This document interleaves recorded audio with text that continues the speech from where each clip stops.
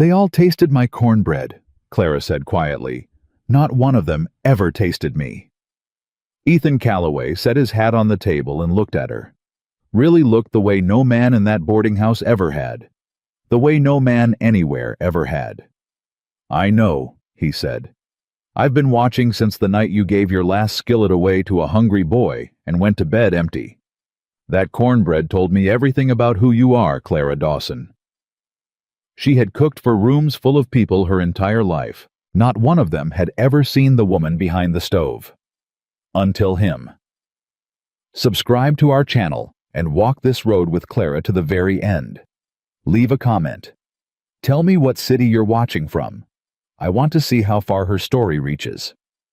Clara Dawson woke up before the sun had any intention of rising. That was the arrangement she had made with herself years ago, when she was still young enough to believe that working harder than everyone else would eventually mean something. That it would add up to something visible.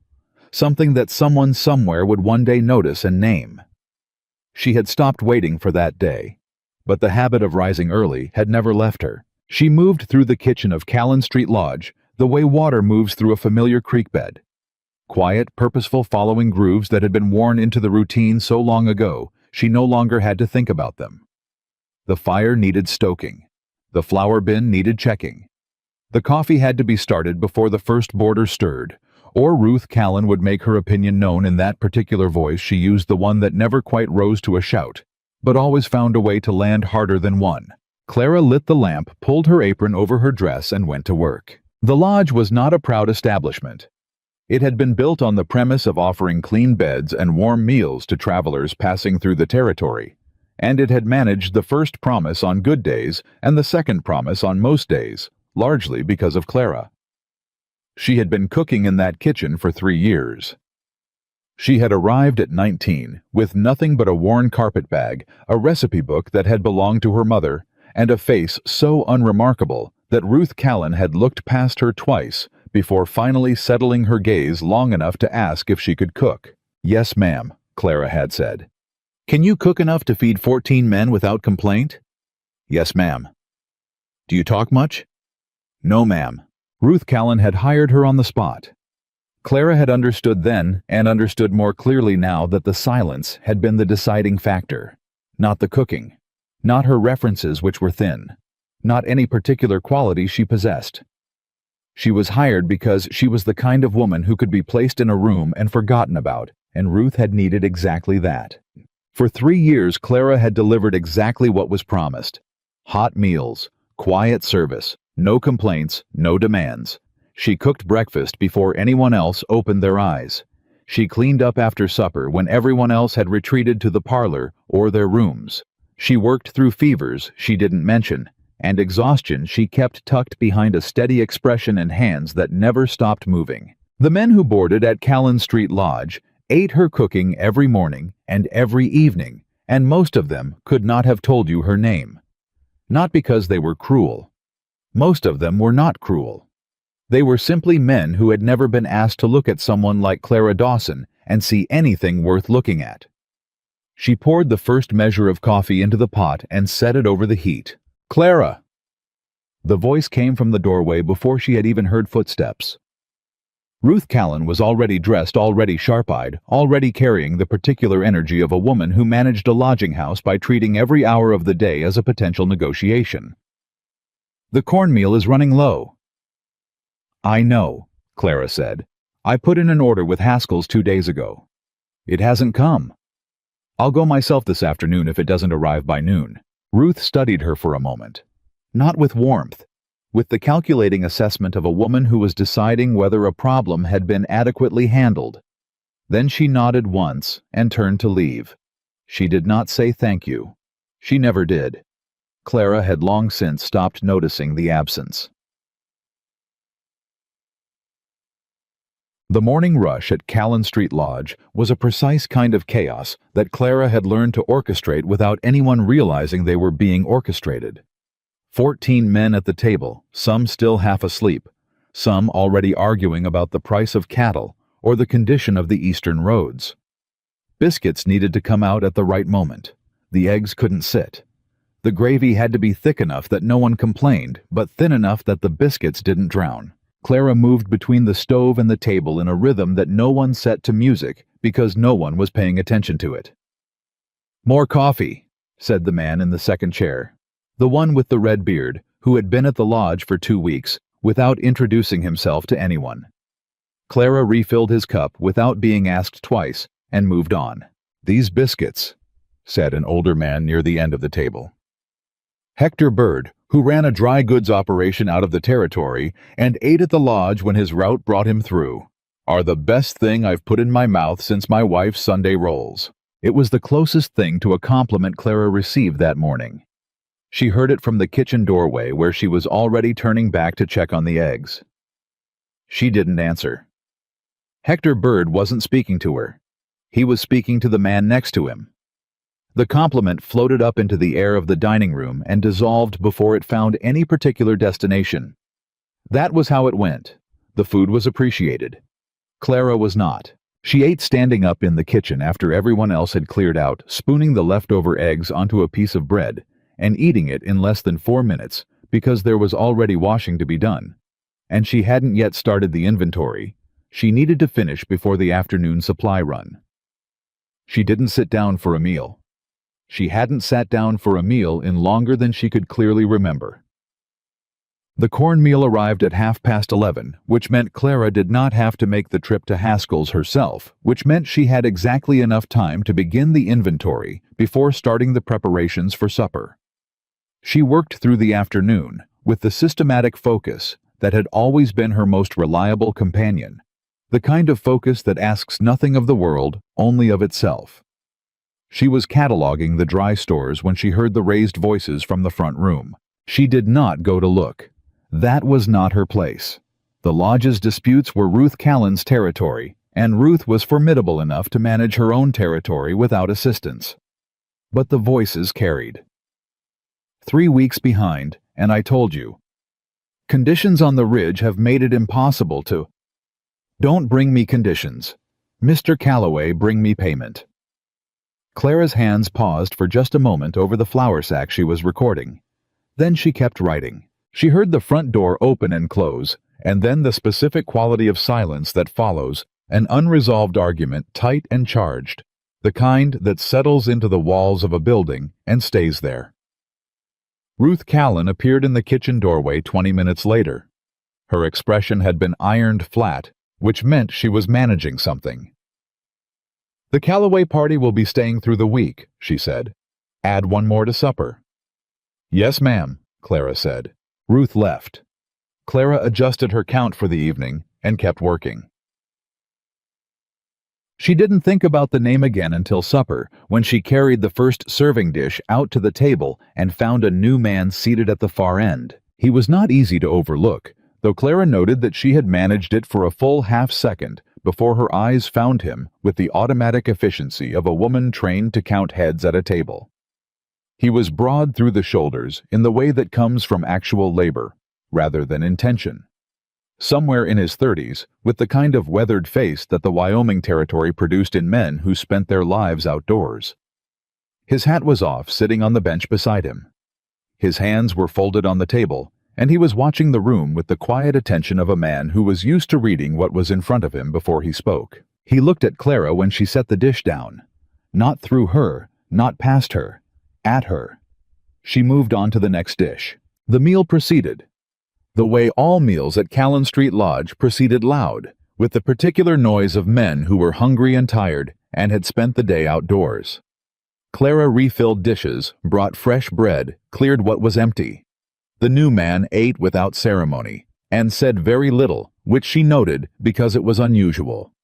Most newcomers at the lodge either talked too much in the way of men who needed to establish themselves, or said nothing at all in the defensive way of men who had something to protect. This man was neither. He was simply present in a way that took up no more space than it required.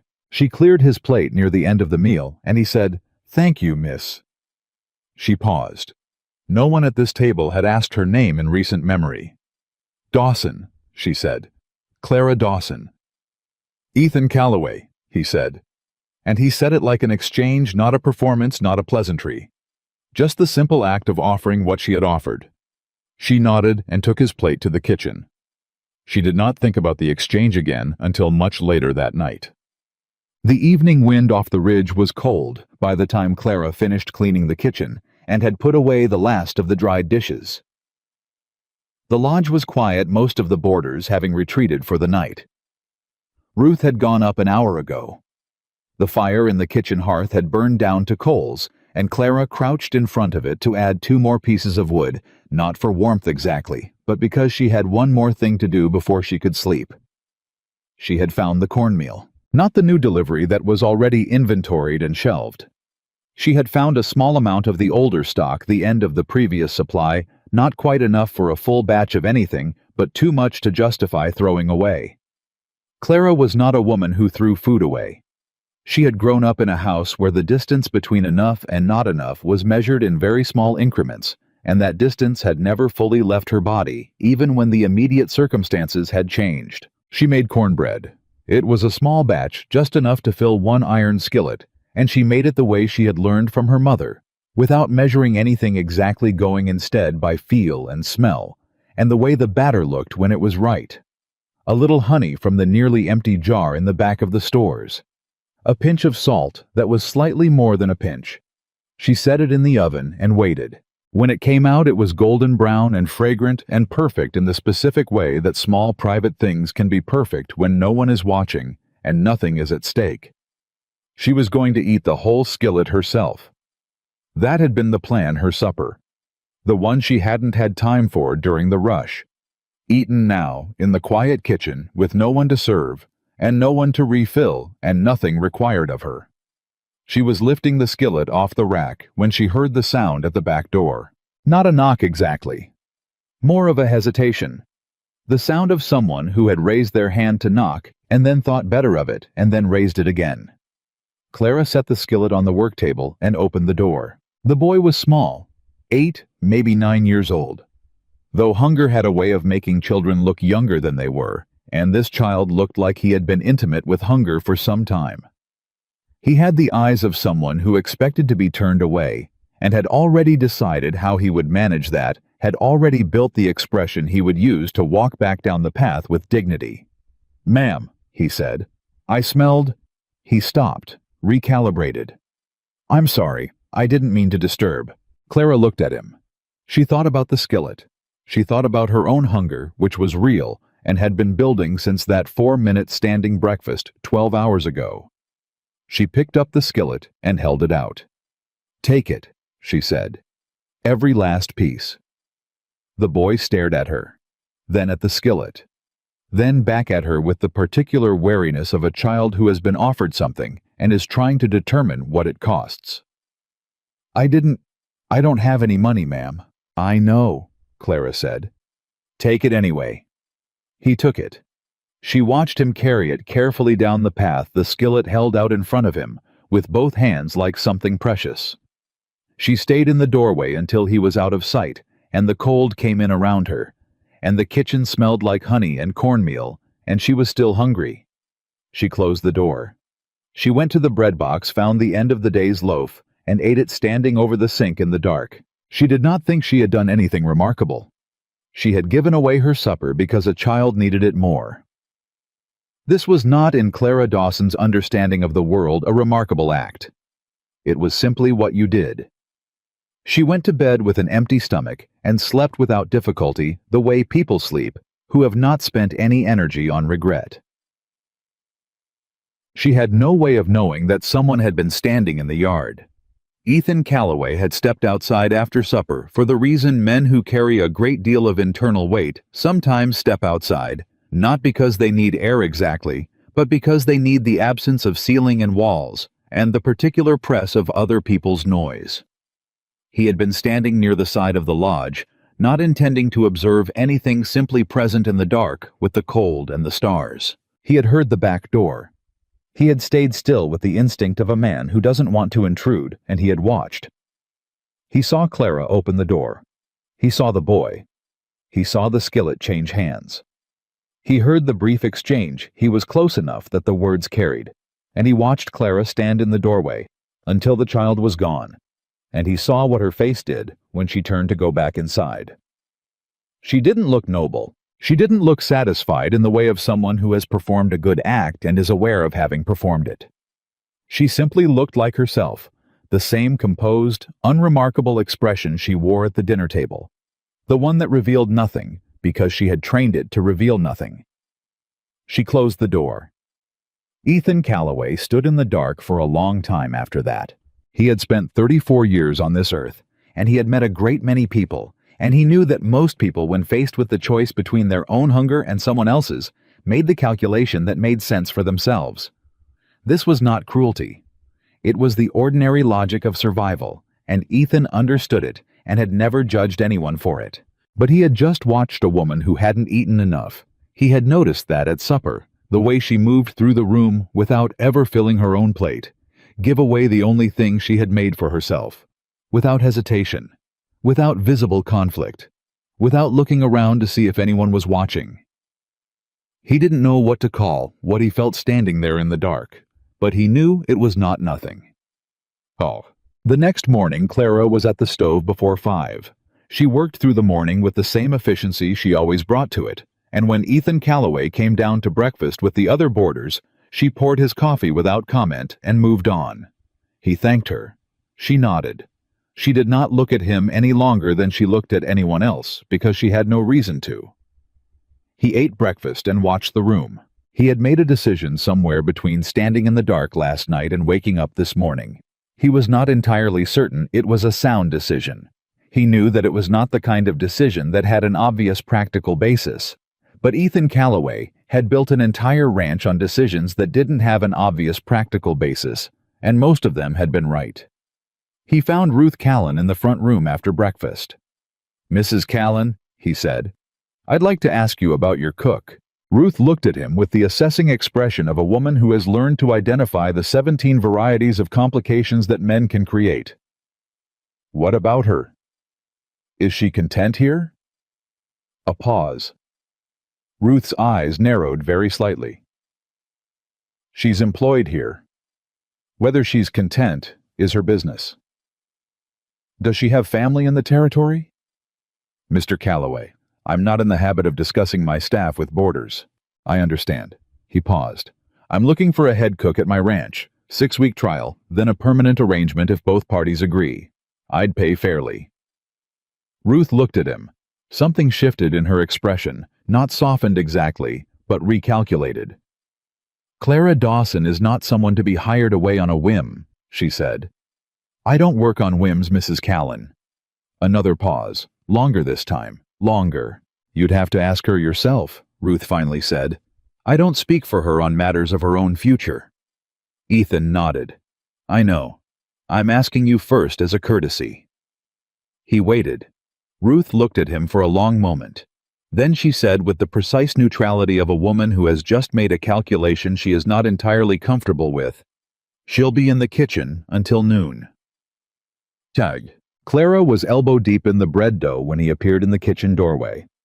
She glanced up. Her hands kept moving. "Mr. Calloway?"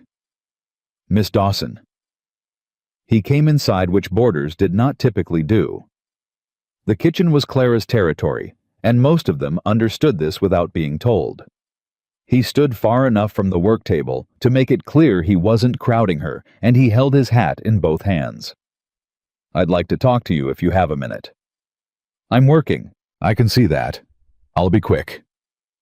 She kept kneading and looked at him with the direct, unrevealing expression that she used when she was paying attention but not yet committed to any particular response. "I run the Calloway Ridge Ranch east of here," he said.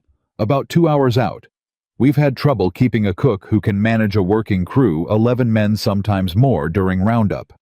My last cook left in November, and we've been managing on our own since then, which means we've been managing poorly." Clara said nothing. She kept working the dough. "I'm offering you a trial position," he said. 6 weeks. Head cook, full authority over the kitchen and meals. Room board and fair wages.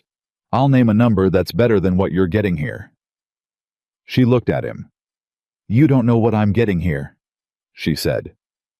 "No," he agreed. "But I know what's fair."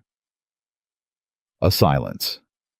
The dough pressed and turned under her hands.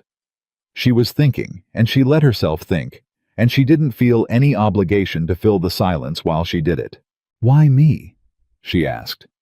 He considered the question with more genuine attention than she expected.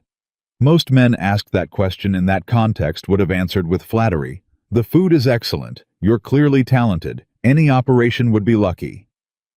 Ethan Calloway was quiet for long enough that Clara understood he was actually deciding what the true answer was.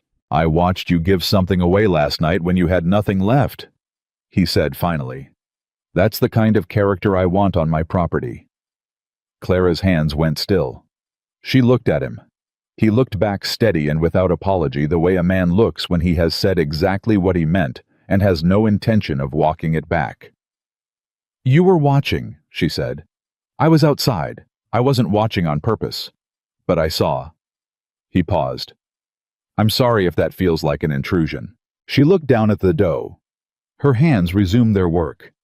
She could feel her heart doing something inconvenient, not dramatic, just faster than usual, with a quality to it that she didn't entirely recognize. "When would the trial start?" she asked. "As soon as you're able to arrange it with Mrs. Callan. And if I decide at the end of 6 weeks that it isn't right, you come back here or you go wherever you'd like. No obligation beyond the trial." She pressed the heel of her hand into the dough. 6 weeks. She had been at Callan Street Lodge for 3 years.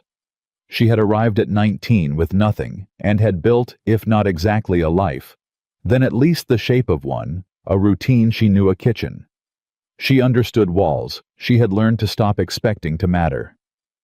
She had not thought about leaving.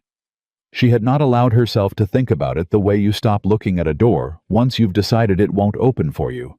"I'll talk to Mrs. Callan," Clara said. "I'll give you my answer by evening." Ethan Calloway nodded. He turned his hat in his hands once a single rotation, and then he said, "That cornbread last night?" Clara looked up. I could smell it from outside. Something in his expression was almost careful. It smelled like something worth going home for. He left before she could answer. She stood at the work table for a full minute after he was gone, her hands resting flat on the dough, her eyes on the kitchen door. Then, she picked up the dough and kept working. Ruth Callan did not make it easy. This was not surprising. Ruth Callan never made anything easy on principle, having built her entire establishment and her entire sense of herself on the understanding that ease was the enemy of quality, and that anyone who expected ease was asking for something they hadn't earned. But she made it harder than Clara had anticipated. 6 weeks, Ruth said from behind the desk in the small office off the front room. "And then what? And then I come back or I stay. Or you stay." Ruth repeated the words in the flat tone she used when she was deciding whether a sentence was the threat it appeared to be. 11 years I've run this lodge, Clara. 4 of those I've managed without a reliable cook. You've been here 3. You think I haven't noticed what this place runs on?" Clara stood in front of the desk with her hands quiet at her sides. "You've never said so." "I'm saying so now that I'm thinking about leaving." A silence. Ruth's jaw tightened. "That's not fair," Ruth said. "No," Clara agreed. "It isn't." This was the closest they had ever come to a direct conversation about the shape of what existed between them.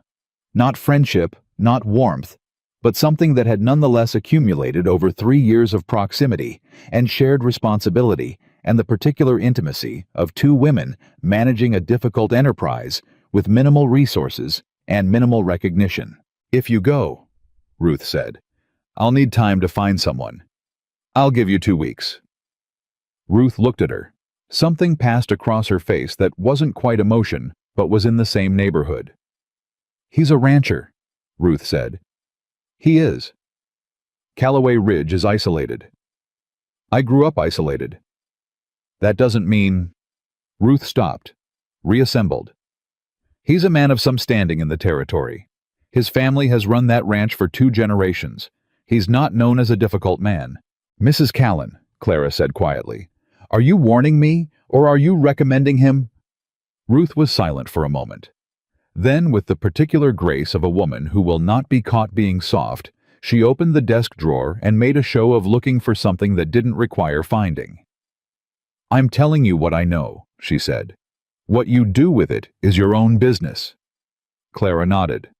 "Thank you." She turned to leave. "Clara." She stopped, turned back. Ruth Callan was looking at her with the expression she used when she had something to say and was negotiating with herself over whether to say it. Finally, she said, "You've been good here, better than you know." Clara stood with that for a moment. "Thank you, Mrs. Callan," she said. She walked back to the kitchen and began planning what to make for the lodge's last 2 weeks with her.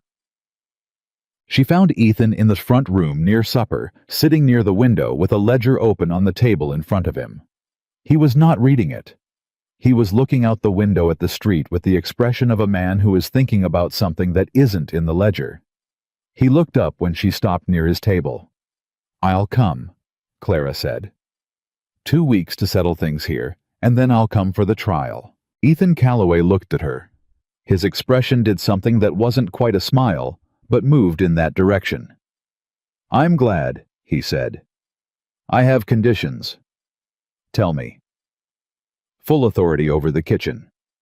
I make the decisions about meals, stores, and schedule without interference." "Agreed." "If a man on your crew has a problem with my authority, you back me, not the crew member." He looked at her steadily. "Agreed." "And if I decide at 6 weeks it's not right, you leave," he said. "No argument, no pressure, no debt. I told you that already." I needed to hear it twice. "That's fair," he said. She nodded. She was about to turn away when she stopped herself and looked at him directly, the kind of direct look she rarely deployed because it required something of both parties. "Why does it matter to you?" she asked. "The kind of character I have. You need a cook. You could find a cook." Ethan was quiet for a moment. He looked down at the ledger he hadn't been reading. Then he looked back at her. "A ranch is a living thing," he said. "It has a quality to it depending on the people who work it. I've been trying to understand why Callaway Ridge has felt wrong for the past year, and I think the answer is that we've been running it like a machine instead of a place. A place needs..." He paused. "It needs people who give a damn, who give more than they have to. Your cooking could be terrible for all I know."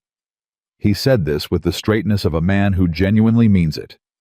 "But the character I saw last night, I want that on my property."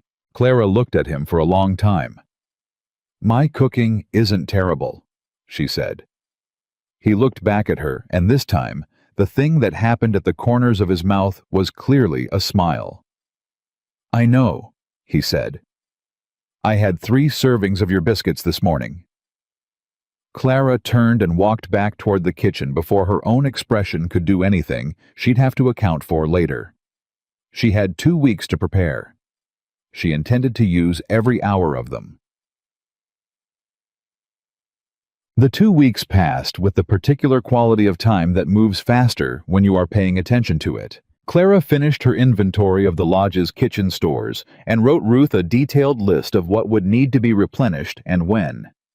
She trained the young woman Ruth had found to help in the kitchen, a girl named Bess, 16 years old, willing and nervous, and not yet skilled, but capable of following clear instruction, which Clara gave her in the organized and patient manner of someone who has never been able to afford impatience. She cooked the lodge's meals with the same care she had always brought, unchanged, by the knowledge that she was leaving, because the cooking was not about the lodge. It had never been about the lodge.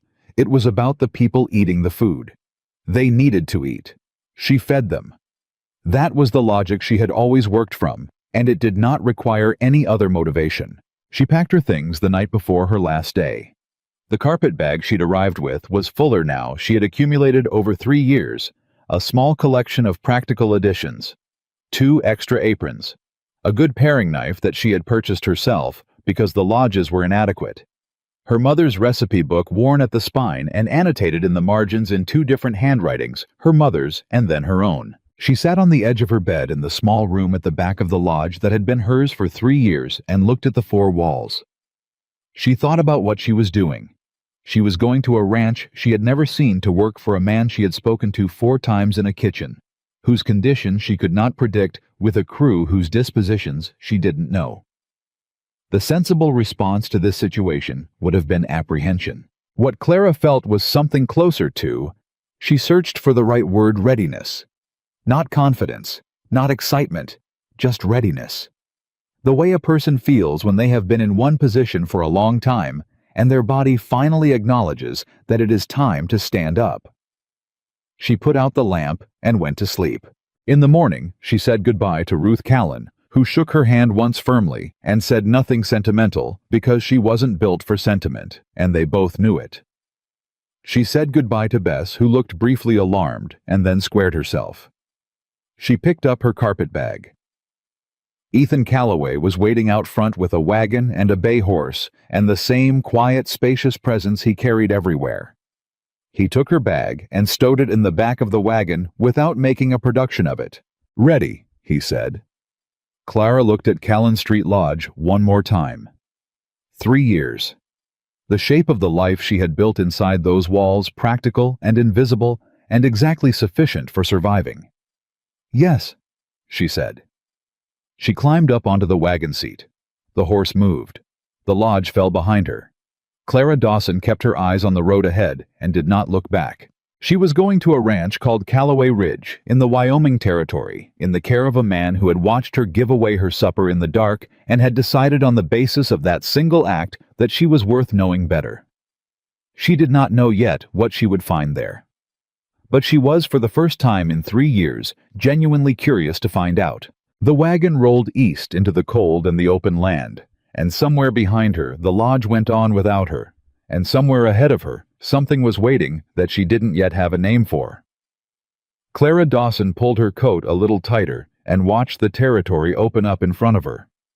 She had given everything away when she had nothing left, and the world, for reasons she didn't yet understand, had sent something back. The road to Callaway Ridge was 2 hours of silence that didn't feel uncomfortable. That surprised Clara.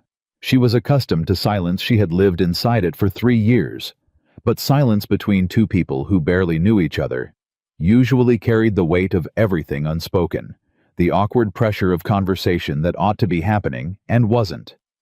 This silence was different.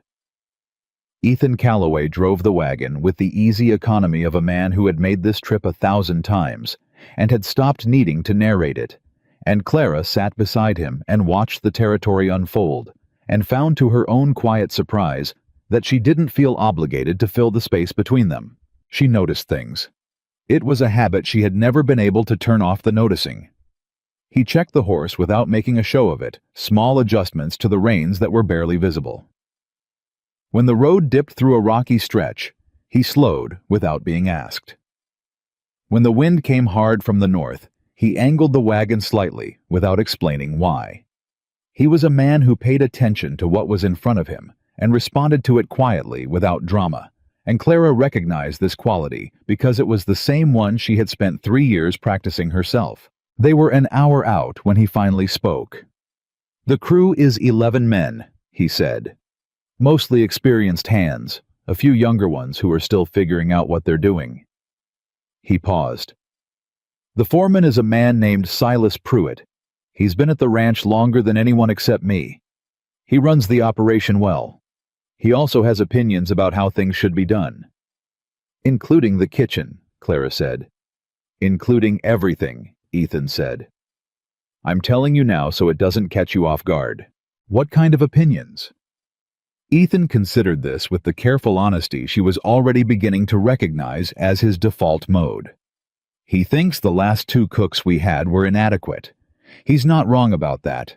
But he's drawn the conclusion that the position itself is a problem rather than the specific people who filled it." Clara looked at him. "He thinks you don't need a cook.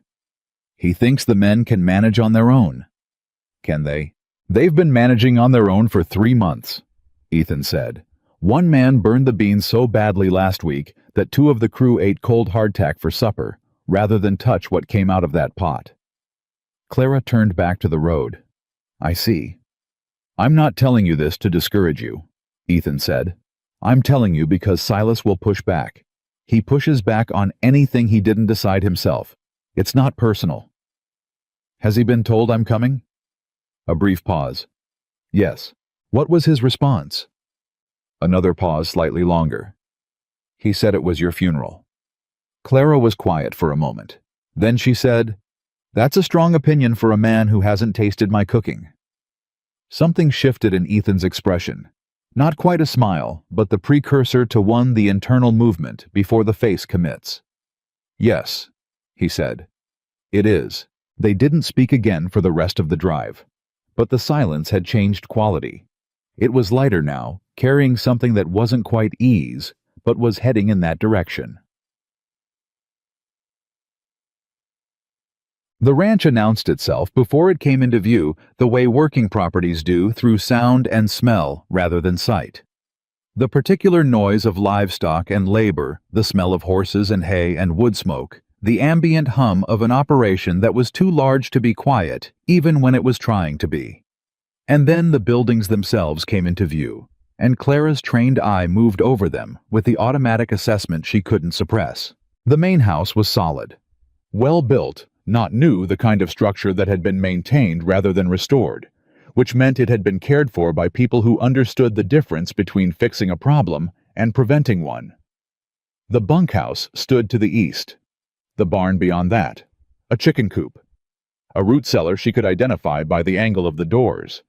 And the cookhouse. She identified it without being told, because she had spent enough years reading the layout of properties to understand which building served which purpose. It stood between the main house and the bunkhouse, which was good placement, close to both, accessible to everyone. The condition of it was another matter. Even from a distance, she could see that the cookhouse had been neglected in the specific way that a space is neglected when the people using it don't care about it. That told her something. A kitchen tells you everything about the people who work it. This one told her that for 3 months, 11 men had been using it as a necessity, rather than a resource, getting what they needed from it and giving nothing back. She filed the observation and said nothing. Ethan brought the wagon to a stop near the main house. 2 men came out of the barn as they pulled up, young hands mid-20s, who looked at the wagon with the open curiosity of people who didn't have enough going on to pretend otherwise. "That the new cook?" one of them said. "Miss Clara Dawson," Ethan said. "She's head cook for the trial period. Treat her accordingly." The young man nodded, his expression adjusting from curiosity to something more careful.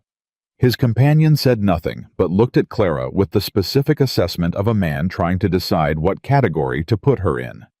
Clara got down from the wagon without waiting for assistance, picked up her carpet bag, and looked at both of them directly. "Where's the kitchen inventory kept?" she said. The first young man blinked. "The what?" "The record of what stores the cookhouse is carrying. Flour, salt, dry beans, preserved goods. Is there a written inventory, or has it been done by memory?" He glanced at his companion. His companion looked at Ethan. "There's no inventory," Ethan said. "Not a written one." Clara nodded. "I'll need paper and a pencil, and I'll need someone to show me where the stores are kept." She looked at the 2 hands. "Which one of you has been responsible for the cooking?" A silence. Then the second man, the quieter one, raised his hand halfway. "I've been doing it, more or less." "What's your name?" "Tommy Briggs." "Tommy," she said. "Show me the kitchen." He showed her the kitchen.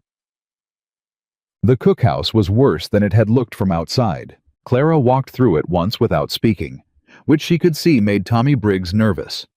He kept glancing at her sideways, trying to read her expression, and finding nothing readable there. She wasn't performing calm. She was actually calm, because the chaos in front of her was the manageable kind, the kind produced by neglect rather than destruction, and Clara had a long and practiced relationship with putting neglected things back in order. The stove needed a thorough cleaning. The stores were disorganized in the way that happens when multiple people access them without any single person being responsible for tracking them. Things were in the wrong places. Some items were nearly empty with no record of it. One sack of flour had been left open and had begun to go off. The work tables were serviceable, but hadn't been properly cleaned in what looked like weeks. The knives were dull. The cast iron was poorly seasoned. "The men eat 2 main meals," she said. "Breakfast before work and supper," Tommy said. "Midday we take bread and whatever's left from breakfast out to the fields." "Any dietary restrictions I should know about? Any man who can't eat something?" Tommy looked at her like she had asked the question in a foreign language. "Any man who gets sick from certain foods or has a strong objection to something. Old Pete won't touch onions," Tommy said slowly. "And there's a new hand, Rodrigo, who I don't know, he doesn't eat pork. Never explained why." Clara filed both facts away. Who decides when stores need to be restocked? Mr. Calloway mostly, or Silas? "That'll change," Clara said. "I'll manage the stores and submit the restock list directly. Is there a problem with that arrangement?" Tommy opened his mouth, closed it, and then said with the resigned air of a man who has decided the easiest path is to answer questions honestly, "Silas might have something to say about it." "Then I'll talk to Silas," Clara said. "Where is he?" "North pasture, probably. He'll be in for supper." "Good." She set her carpet bag down on the cleanest section of work table. "I need soap, hot water, and clean rags, and that pencil and paper I asked for." Tommy Briggs stood for another moment, recalibrating his understanding of what he had been expecting this to be. Then he went to get what she'd asked for. Clara rolled up her sleeves and went to work. She had the kitchen in working order by mid-afternoon. Not perfect, there was more to do than a few hours could accomplish, but functional in the deliberate way she intended it to be functional. The stores were inventoried, cataloged, and reorganized. The stove had been cleaned and tested. The work tables were scrubbed. The knives were as sharp as the whetstone she'd found at the back of a drawer could make them, which was adequate for now and would need to be better. She planned supper while she worked. She had assessed the stores, she knew what was available, and she cooked accordingly a pot of beef and vegetable stew built from the good stock she had found at the back of the cold cellar, and the dried vegetables she had rehydrated and sorted. Cornbread because she had the ingredients, and because she knew cornbread was the thing that could turn a suspicious table into a manageable one if it was done right. And it would be done right. She did not cook to impress. She cooked to nourish, which was a different objective, and produced in her experience better results. She heard the men coming in from the fields about an hour before supper was ready. The rising sound of voices and boots on boards, the specific energy of people transitioning from labor to rest. Through the cookhouse window, she tracked the movement without looking directly at it, the way she always tracked her environment. Getting a sense of the crew without engaging them yet. Learning their patterns before they learned hers. She heard the voice before she saw the man. "Don't know why Calloway thinks this is going to be any different. Second cook this year. Third, if you count Tommy." A second voice. "She's from town. Some boarding house." A boarding house. The first voice carried the particular contempt of a man who has made up his mind and is looking for confirmation rather than information. What does a boarding house cook know about feeding a working crew?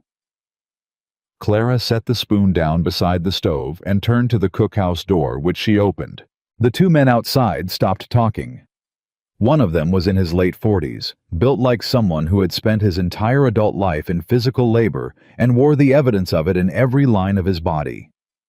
He had a face that was not unkind in its basic architecture, but was currently arranged in the expression of a man who has been caught doing something he doesn't think he should have to be ashamed of. Clara looked at him. "You're Silas Pruitt," she said. Not a question. He looked back at her with the flat assessment of a man deciding how much authority he was willing to concede to someone he hadn't agreed to. "That's right. I'm Clara Dawson." She didn't extend her hand. "I'll be running the kitchen for the next 6 weeks. Supper's at 6. I'd like to sit down with you after the meal to go over the store schedule and restock protocol." A beat. "I handle restocking," Silas said. "Not anymore," Clara said. "Mr. Calloway has given me kitchen authority. That includes stores. If that's a problem, take it up with him." She paused. "Supper at 6. She went back inside before he could answer. She heard him go, And then she heard the second man, younger, slower to recover, let out a breath that was almost a laugh. She kept cooking. The stew was exactly what it needed to be: rich, substantial, seasoned with the patience she brought to everything, the kind of meal that tells a tired body it is being taken care of.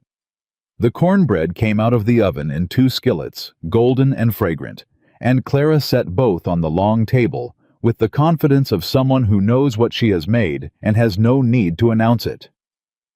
11 men filed into the cookhouse at 6. They came in with the careful energy of people who were curious but unwilling to show it, sitting down, looking at the table, looking at the food, looking at Clara with sidelong glances that they redirected whenever she met them directly. She moved through the space the way she always moved through a dining room, efficient and attentive, refilling without being asked, tracking who had enough and who needed more. Nobody said anything for the first few minutes. The sound was spoons and bowls, and the specific quality of 11 hungry men eating. Then, one of the younger hands, she would learn his name, was Danny. 19 years old, from Kansas, looked up from his bowl and said with the earnest honesty of someone who has not yet learned to moderate his reactions, "This is the best thing I've eaten since I left home." A ripple went through the table. Not agreement exactly, more like permission. The acknowledgement that the obvious thing could be said. Old Pete at the far end broke off a piece of cornbread and held it for a moment with the expression of a man who is tasting something that means something to him beyond the immediate fact of taste. He didn't say anything. He didn't need to. Rodrigo, the new hand Tommy had mentioned, looked up at Clara as she passed and said quietly, "No pork." "No pork," Clara said. Something in his expression eased. She moved on.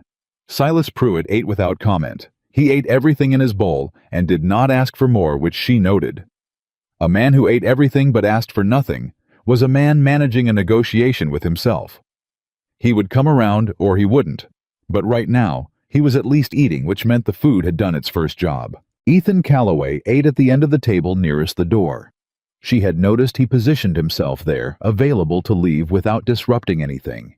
And he ate with the quiet appreciation of a man who has been doing without for 3 months, and is only now realizing how much the absence had cost him. He didn't look at her any more than was natural. He didn't make a point of it. But she was aware of him in the way she had been aware of him since the wagon ride, a presence that registered differently than the others, without her being able to fully account for why. After the meal, the men cleared out by 1s and 2s. Clara stacked the bowls and began washing. Silas Pruitt did not leave. She heard his chair push back, but she didn't hear his boots on the floor heading for the door. She kept washing. Let him come to it in his own time. "Miss Dawson." "Mr. Pruitt." She didn't turn around. "The stew was good," he said. The words sounded like they had cost him something. "Thank you. I still don't think we need a dedicated cook." He said it without hostility, just flatly, the way a man states a position he intends to hold. The men can manage. Tommy Briggs was letting flour go off and the knives hadn't been sharpened in months, Clara said, still not turning. The stores had no inventory and nobody knew what needed restocking. A man was eating cold hardtack because the beans were burned beyond recognition. She set a bowl on the drying rack. "That's not managing. That's surviving on accident." A silence. "Tommy does his best," Silas said. "Tommy is a ranch hand who was doing 2 jobs poorly because he was only trained for one," Clara said. "That's not a criticism of Tommy, that's a description of a problem that shouldn't have existed." Another silence. Longer. "What do you want from me?" Silas said finally. Clara dried her hands and turned to face him. "Nothing that costs you anything," she said. "I run the kitchen, you run the crew. We stay in our lanes, and this place functions better than it has been. That's all." He looked at her. His expression was the complex one of a man reassessing something he thought he had already assessed. 6 weeks, he said. 6 weeks, she confirmed. He picked up his hat from the table where he'd set it. He looked at her for one more moment, not hostile, not warm, but with something that was the beginning of recalibration, and then he walked out. Clara turned back to the dishes. She had cleared the first obstacle. The days began to develop their own architecture. Clara rose at 4:30, which was earlier than she needed to, and earlier than anyone expected her to, because she had learned over years of running kitchens alone that the hour before anyone else is moving is the most productive hour available, when she could work in perfect quiet, think through the day's meals, assess the stores, and build the kind of organized momentum that carried through everything that came after. Breakfast at 6. Midday provisions packaged and sent out with whoever was heading to the fields. Supper at 6 in the evening. Between those anchors, she worked on the longer projects, the deep cleaning that the cookhouse still needed. The inventory system she was building from scratch, the assessment of what the cold cellar held, and what would need to be brought in before winter got serious. She learned the crew. This was not a conscious project. It was simply the way Clara operated in any environment.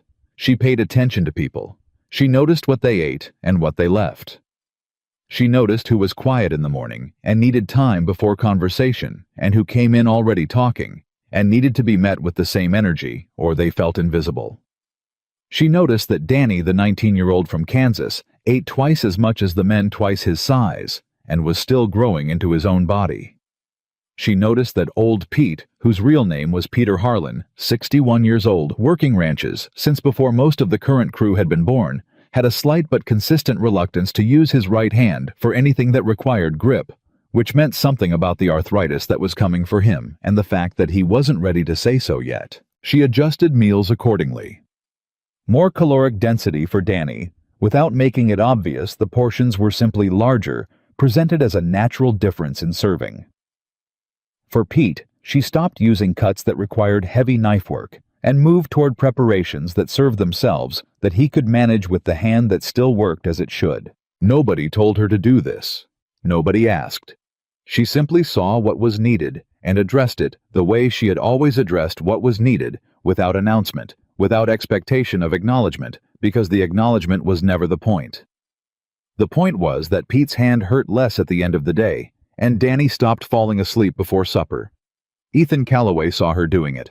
She didn't realize this until the end of the first week, when he appeared in the cookhouse doorway one afternoon while she was reorganizing the spice stores and said without preamble, "Pete hasn't complained about his hand in 4 days."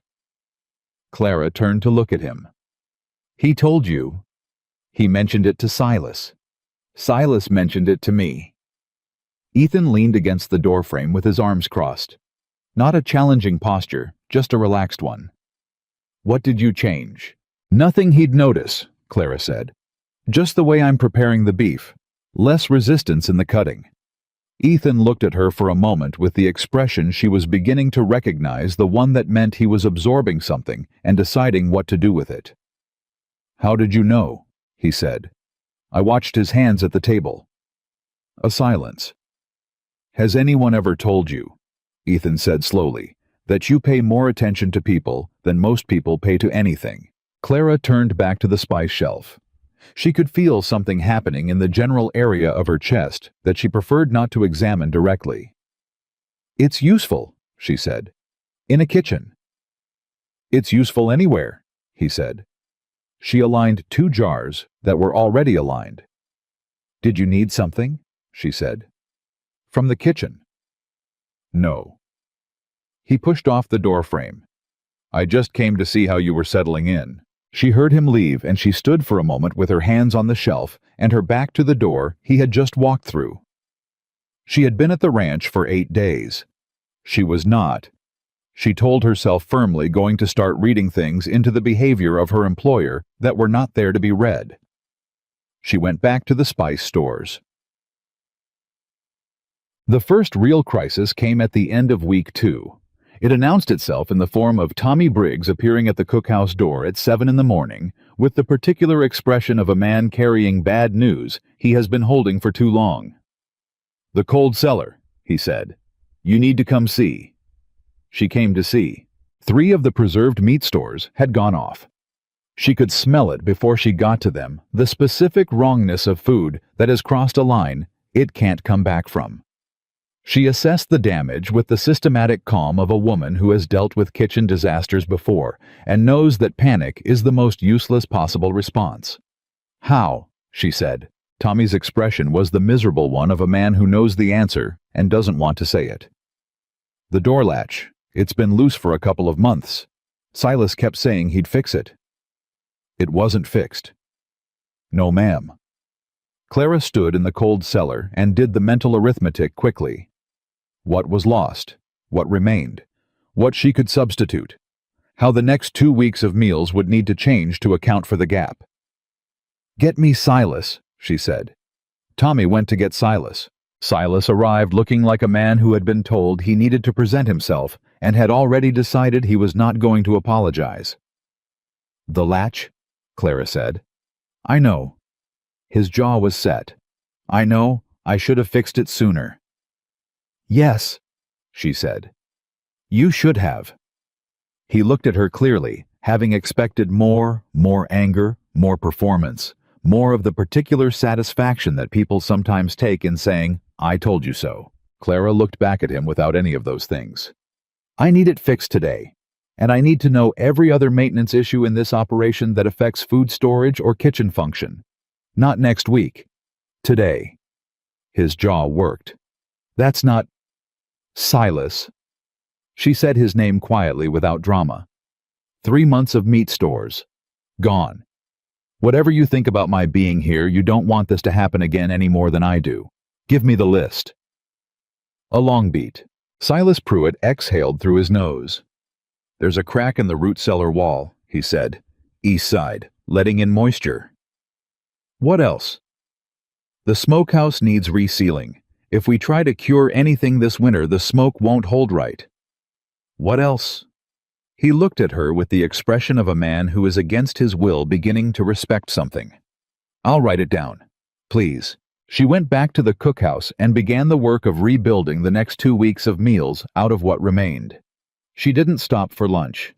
She didn't stop when her feet started to ache, or when the cold from the cellar had settled in her shoulders and wouldn't lift. She rebuilt the plan and she made it work. And when supper came, it was as good as it had been every other night, because the men needed to eat, and the quality of what they ate was Clara Dawson's responsibility. And she did not give herself permission to deliver anything less than what she was capable of, regardless of what the morning had taken from her. Ethan appeared at supper. He saw her face across the room, she knew, because she felt him look with the particular awareness she had developed in his presence, and something shifted in his expression. He didn't say anything during the meal. He waited until the men had cleared out. "Tommy told me about the cellar," he said. "I know. She was stacking bowls. I've asked Silas to write up the outstanding maintenance issues that affect food storage." He agreed. Ethan was quiet for a moment. Silas agreed. "Yes. How did you manage that?" She looked at him. "I didn't fight him. I just asked him for what I needed." He looked at her with an expression she couldn't fully read, something layered in it, something that was turning a corner she couldn't see past. "Are you all right?" he said. The question surprised her. Not because it was strange, but because the last time someone had asked her that, asked it and meant it as a genuine inquiry, rather than a conversational gesture, she could not immediately remember when it had been. "I'm fine," she said. It came out automatically, the answer she had given so many times it had become reflex. He didn't move. He didn't accept the answer the way people usually did, with a nod, with relief, with the comfortable closure of someone who had fulfilled their social obligation and could now move on. "Clara," he said. She looked at him. "Are you actually fine?" he said. "Or are you telling me what I asked for?" The bowls were in her hands. She set them down carefully on the table. She stood with the question for a moment. This man who had asked it twice because the first answer hadn't satisfied him, and felt something move in her chest. Something that had been locked in a particular position for a very long time, and was shifting just slightly, the way a door shifts in its frame when the foundation settles. "I'm tired," she said, quietly, like it cost something. "But I'm fine." He nodded, slowly. "Tomorrow," he said, "you take the morning off. I'll send Tommy in for breakfast. He can manage biscuits. He'll burn.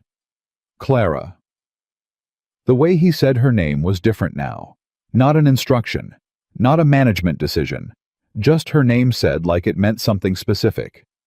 Let Tommy burn the biscuits. She looked at him for a long moment. Then, because she was more tired than she had admitted even to herself, and because there was something about the way he was standing there, not demanding anything, not needing her for anything, just present and steady in the cookhouse doorway, that made the usual defenses feel like too much effort. "All right," she said. He left. Clara stood in the empty cookhouse in the quiet of the evening and did not move for a full minute. Nobody had ever told her to rest before. Not once in 3 years at the lodge. Not once in the 2 weeks she'd been at the ranch. She had not known until this exact moment how much she had needed to hear it. She put out the lamp and went to her room and slept for 9 hours without waking. She was back in the kitchen at 5:30 the next morning anyway. She could not help it. Rest, she had discovered, had a practical ceiling for her. After 9 hours, her body was done with sleep, and her mind was already planning the day, and there was simply no mechanism in her that allowed her to lie in bed while there was work waiting. But she was rested, and it showed in her hands, steadier than they'd been in days, and in the quality of the breakfast she made, which even Tommy Briggs, who had been nervously prepared to do it himself, admitted was worth getting up for. "You were supposed to rest," Ethan said, appearing at the kitchen door at 6:15 with a coffee cup and the expression of a man trying to decide whether he's amused or exasperated. "I did rest," Clara said. 9 hours. I said take the morning off. The morning started at 5:30. I took the first hour off." He looked at her. The thing that happened at the corners of his mouth was becoming familiar to her, that movement that preceded a smile but didn't always complete it. "That's the most creative interpretation of morning off I've ever heard," he said. "I'm a creative woman," Clara said, and turned back to the stove. She heard the sound that came out of him. Not quite a laugh, not quite, not one. And she kept her back to him so he wouldn't see what happened to her expression when she heard it. She was at 3 weeks now. 3 weeks on Callaway Ridge. Halfway through the trial, she had arrived expecting a job, and she had found one harder than the lodge, more demanding than anything she had managed before, but demanding in a way that required the best of her rather than simply the most of her, which was a distinction she had not previously understood mattered. The men were beginning to trust her. She could feel it in the way the cookhouse had changed its quality. The conversations that happened around the table, now the ease that had replaced the wariness, the way even Silas Pruitt had started appearing 10 minutes before supper. Not because he needed anything, but because the cookhouse was increasingly where you came when you were done for the day and needed to set the work down somewhere. Old Pete had started staying after meals to help with the drying, not because she'd asked, but because he'd started feeling like it was a place he wanted to be. Danny had asked her to teach him to make biscuits. She had said yes. The ranch was changing. She could feel it the way you feel weather changing, not in any single thing, but in the aggregate quality of the air. Something had shifted in the operation, some fundamental tone of the place that she had been incrementally and without announcement part of changing. She thought about the 6-week deadline with a complicated feeling she was not yet ready to name. And Ethan Callaway kept appearing at the cookhouse door, not always with a reason, not always with anything to say. Sometimes just standing there with his coffee cup watching her work in the way of a man who has found something that is worth watching and has not yet decided what to do about the fact that he can't stop. She told herself she didn't notice. She noticed everything. She had always noticed everything. That was the problem. She was into her 4th week when the first serious challenge came. Not from Silas, not from the cold cellar, not from any of the practical obstacles the ranch had already thrown at her. It came from a direction she hadn't anticipated, which was the only direction real challenges ever came from. It started with a rider. She heard the horse before anyone else did, because she was already up, and the ranch was still quiet, and the sound of a single horse moving hard toward the property at 5 in the morning carried a specific urgency that she registered without being able to name it yet. She went to the cookhouse door and looked out. Ethan was already in the yard. She didn't know how he'd heard it either, but he was out there in his work clothes, with his hat in his hand, watching the rider come in, and his body had the stillness of a man who has already decided this is not good news, and is preparing himself to receive it. The rider pulled up hard. Young man, maybe 25, covered in trail dust, with the expression of someone who had been riding through the night. "Mr. Calloway?" He was breathing hard. "Sent from the Whitmore property. There's been a fire." Ethan went very still. "Which part?" "The south barn. They saved the house, lost 2 horses and most of the winter hay stores." Clara watched Ethan absorb this. She watched his jaw tighten and then release, and she watched him make the series of internal calculations that a man makes when a neighbor's disaster intersects with his own obligations. Not because she was trying to intrude on something private, but because she could not turn off the part of herself that watched people. "How many men does Whitmore have working?" Ethan said. 7. 3 of them were hurt trying to get the horses out. Nothing fatal, but they're laid up." Ethan put his hat on. He turned toward the bunkhouse and raised his voice to the particular carrying volume of a man accustomed to directing labor across distance. "Silas." Silas appeared at the bunkhouse door in under 30 seconds. He slept like a man who was always half listening for his name. "Whitmore's lost his south barn. Fire. We're sending 4 men to help with cleanup and rebuilding." Ethan looked back at the rider. "Tell Whitmore we'll be there by mid-morning." The rider nodded and turned his horse. Clara had already gone back inside and was rebuilding her morning calculations. If 4 men were leaving, she needed to adjust breakfast fast, substantial, no wasted time, and she needed to put together provisions for the day, because men doing fire cleanup worked on a different caloric need than men doing regular ranch labor. She had the fire stoked and the first batch of biscuits in the oven before Ethan appeared in the cookhouse doorway. He stopped when he saw what she was already doing. "I need to send," he started. "4 men," she said. "Breakfast in 20 minutes, and I'll have food packed for the day.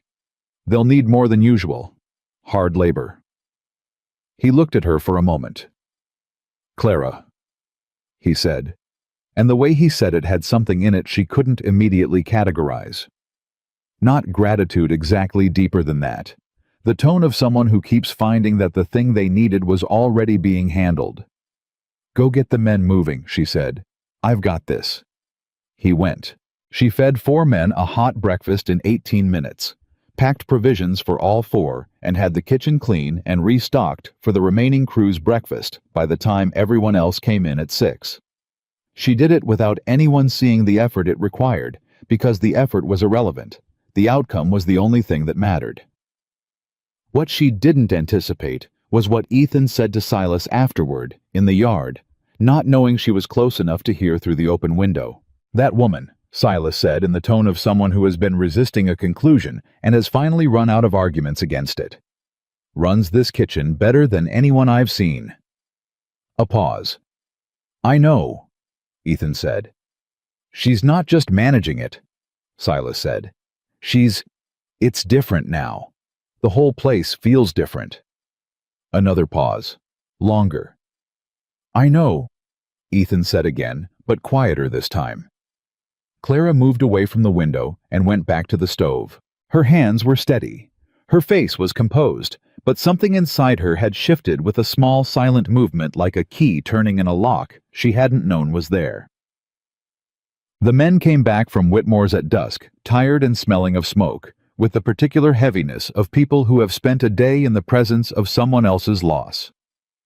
Clara had supper waiting, nothing complicated, nothing that asked too much of men who were already wrung out, but generous and warm and timed exactly right. Danny came in last and sat down at the table and put his head in his hands for a moment before he picked up his spoon. "You all right?" Clara said. He looked up. He was young enough that he hadn't yet fully learned how to manage his face when something had gotten to him. "There was a kid," he said. "Whitmore's youngest boy, 7 years old. He'd been sleeping in the loft above the south barn with a dog. They got him out, but the dog didn't make it." Clara set down the dish she was holding. "He kept asking where the dog was," Danny said. "All morning, just kept asking." She sat down across from him at the table. Not to say anything comforting, she had learned that most comfort was more for the person offering it than the person receiving it. She just sat. Let him be with it across from someone who was paying attention. After a minute, Danny picked up his spoon and started eating. "Thank you," he said quietly when he was halfway through the bowl. She nodded and went back to the stove. Ethan at the end of the table had watched all of it. She knew without looking. The second crisis arrived 4 days later, and this one had teeth. A man named Walt Greer showed up at the ranch in the late afternoon. Clara had not seen him before. He arrived with the particular bearing of a man who considers himself important and has enough backing to sustain the illusion well-dressed by frontier standards, traveling with 2 men who stayed quiet and let him do the talking, which told her something about the arrangement. She was in the cookhouse and she heard him talking to Ethan in the yard, and she was not attempting to eavesdrop. She was simply working near the window, and the voices were carrying in the way. Voices carry on a cold, still afternoon when there's nothing else to absorb the sound. "The water rights agreement runs through my property," Walt Greer was saying. "I've had my man look at the original survey, and I'm telling you, Callaway, your eastern line is in dispute." "The eastern line has been in the same place for 20 years, Ethan said. His voice was level, controlled in the way that indicated effort rather than ease. "Your grandfather's survey," Greer said, "conducted by a man who has since been found to have worked for your family exclusively. That's a conflict of interest. That survey has been upheld twice by the Territorial Office." "The Territorial Office," Greer said, with the tone of a man who finds a particular phrase amusing in an unpleasant way, "is a different arrangement than it was 6 months ago. I'd advise you to have your man look at this again. Carefully." A silence. "What is it you're actually after, Walt?" Ethan said. Another silence. Longer. "I'm after what's mine," Greer said pleasantly. "Same as you." Clara heard the sound of horses leaving, and then the particular quality of the yard going quiet again. She kept working. But she kept working with the specific focused attention of a woman who has just heard something important and is deciding what to do with it. She had grown up in the kind of poverty that teaches you to recognize predators. Not the dramatic kind, not the obvious villains of story, the practical kind, the men who arrive with paperwork and pleasant voices, and the patience of people who have done this before and know how to wait until the other party is tired or desperate enough to make a mistake. Walt Greer was that kind of man. She was sure of it, the way she was sure of food that had begun to go off not from one obvious sign, but from the aggregate of small wrongnesses that added up to something she trusted her body to know. She didn't say anything at supper. She watched Ethan's face and saw that he was carrying something, the conversation with Greer sitting behind his eyes, turning over the way a man turns over a problem he doesn't yet know how to address. She waited until after supper when the crew had filed out and the cookhouse was quiet. "The man who came this afternoon," she said. "Greer." Ethan looked up from the table where he'd stayed his coffee cooling in front of him. "You heard?" "Some of it," she said. "The water rights." He was quiet for a moment, deciding how much to say. She waited. "He's been making moves along the eastern ridge for 2 years," Ethan said finally. "Buying up smaller operations, filing challenges against the boundary surveys of anyone who won't sell. My property is the last major holding between his operation and the river access he wants." "Does he have a legitimate claim?" "No," said flatly without hesitation. "But legitimate claims and successful claims aren't always the same thing. He's got money, and he's got patience, and he's been working at the Territorial Surveyor's office for 6 months building toward something." He paused. "I've got the original surveys and 20 years of tax records. It should be enough." "Should be," Clara said. "Should be," he confirmed. She sat down at the table across from him. She did this without thinking about it. The action of sitting, of placing herself in the conversation as a participant rather than a bystander, was something her body did before her mind had decided it was appropriate. "My father lost a property," she said. Ethan looked at her. It was the first personal thing she had said about her own life since arriving at the ranch. She could feel the weight of it in the air between them, not heavy exactly, but present. The particular gravity of something true. He had the survey, he had the records, she said. He didn't have anyone who knew the right people to talk to. The man who took it was patient and well-connected, and he knew that my father would eventually stop being able to fight because fighting costs money and time, and my father had very little of either. She paused. I'm not telling you this to alarm you. I'm telling you because Greer has the look of a man who is betting on you to eventually stop. Ethan was very still. What would you do, he said, if you were me? She considered the question seriously the way he had offered it. I'd stop waiting for him to make his next move and make mine first. Go to the territorial office yourself, not through a man in person. Bring everything. And find out who Greer's been talking to there, because a man who says the office has changed in 6 months is telling you exactly where he's been working. A silence. You think like a strategist, Ethan said. I think like someone who watched strategy fail when it was applied too slowly, Clara said. There's a difference. He looked at her across the table in the lamplight with the expression that had been evolving over the past 4 weeks, the one that started as observation and had become something she no longer had a comfortable name for. Clara, he said. Don't, she said before she decided to say it. He stopped. She looked at the table for a moment, then back at him. Don't look at me like that, she said, and her voice was steady, even though something beneath it wasn't. Like what? He said. Like I'm... She stopped, assembled herself. I'm your cook, Mr. Calloway. I'm here for 6 weeks. I offered an opinion about your land dispute because I have relevant experience and because I thought it might be useful. That's the extent of it. A long silence. Ethan put both hands around his coffee cup. He looked at them. You've called me Ethan for 3 weeks, he said quietly. She had. She realized it only now at some point in the past 3 weeks, without marking the moment it happened. She had stopped saying Mr. Calloway and started saying Ethan, and he had never corrected it, and she had never noticed. She didn't answer. Clara, he said, still looking at his hands. The extent of it is more than you're letting yourself say. For both of us. I'm not asking you to acknowledge it tonight. I'm just saying, I notice it. She stood up. I'll have breakfast ready at 6, she said. She went back to the kitchen side of the cookhouse and kept moving. Kept her hands busy because her hands had always been the best part of her at keeping her together when the rest of her was trying to come apart. She heard his chair push back. She heard his boots on the floor. She heard him stop at the cookhouse door. Thank you, he said, for the advice. About Greer. Then, he left. Clara stood at the work table with both hands flat on the surface and counted her breaths until they were even again. 3 weeks into the trial. She had 3 more weeks to go.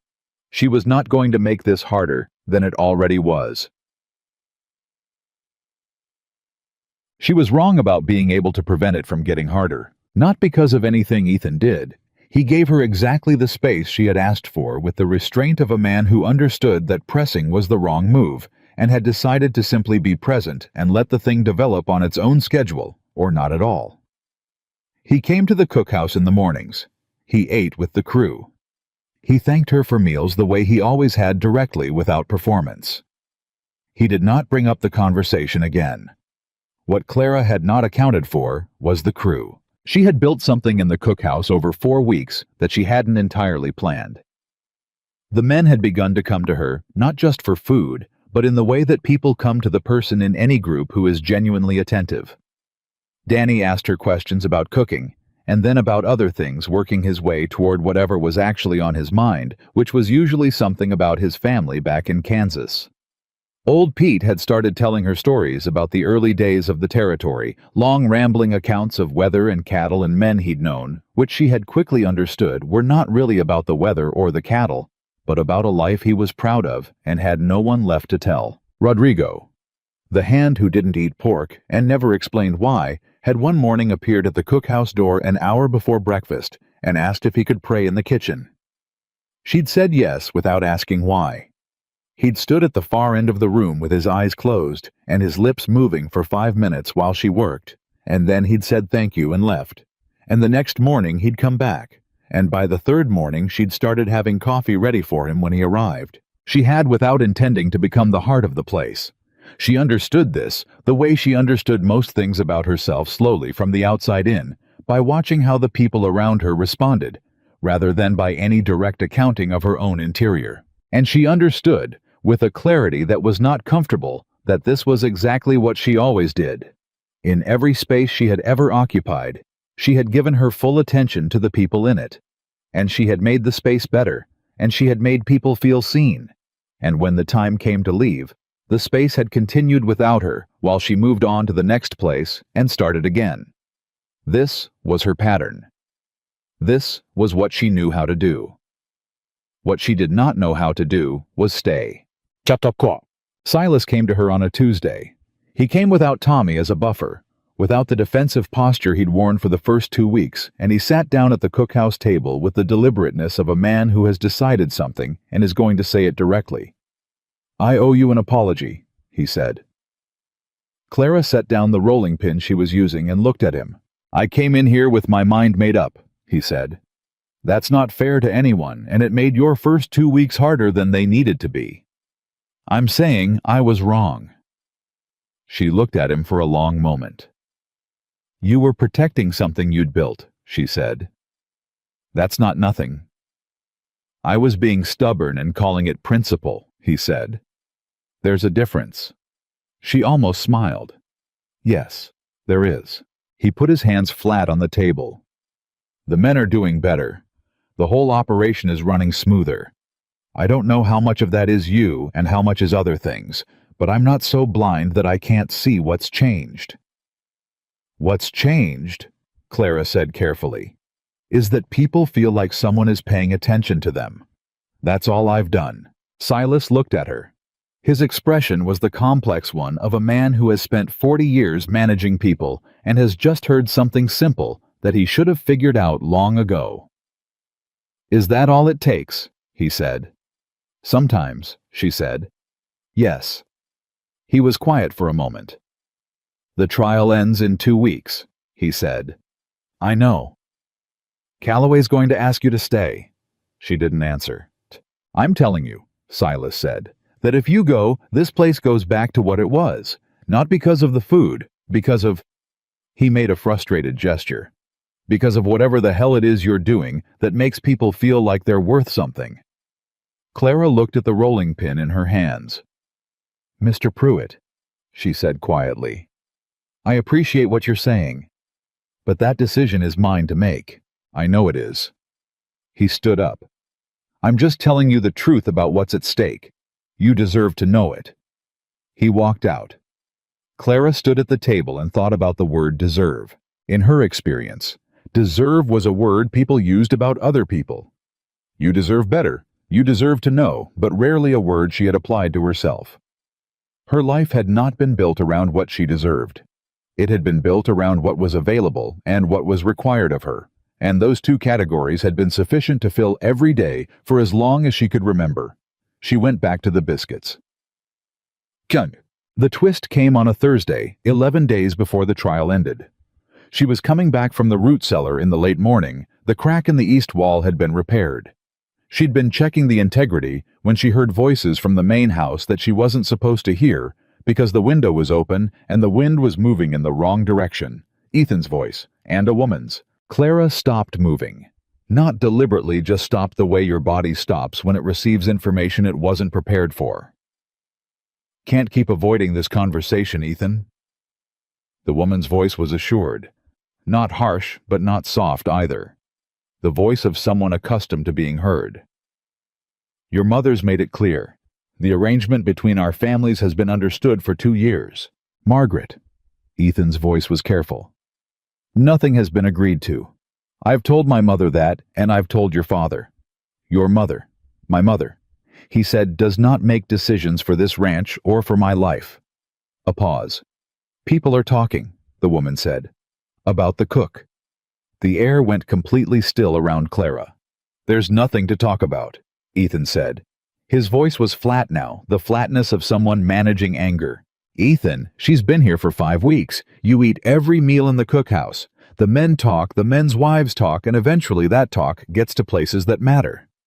A pause. "I'm not accusing you of anything. I'm telling you that appearances—" "Margaret." He cut her off quietly but completely. "I'm going to ask you to stop." "I have a right to." "You have a right to your opinion," he said. You do not have a right to talk about Clara Dawson as though she is a problem to be managed. That conversation isn't happening in my house." Silence. Clara realized she was holding her breath and let it out slowly. "I see," Margaret said, in the tone of someone who has just received information she was looking for, but was hoping not to find. "I hope you do," Ethan said. Clara moved away from the side of the house, back toward the cookhouse quickly and quietly. Her heart was doing something complicated, and her face was doing something she was glad no one was watching. She went back to the kitchen, and she did what she always did when the world outside the kitchen became too large to manage. She worked. But she kept hearing it.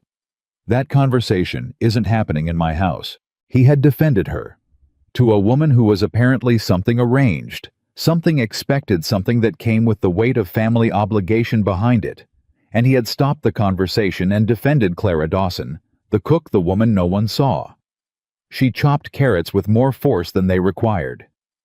She did not know what to do with this. She had spent her entire adult life being useful to people, and then invisible to them, and she had built her interior life around the understanding that usefulness and visibility were the only currencies she had available, and that they were sufficient for survival, even if they were insufficient for anything larger. She did not know how to be defended.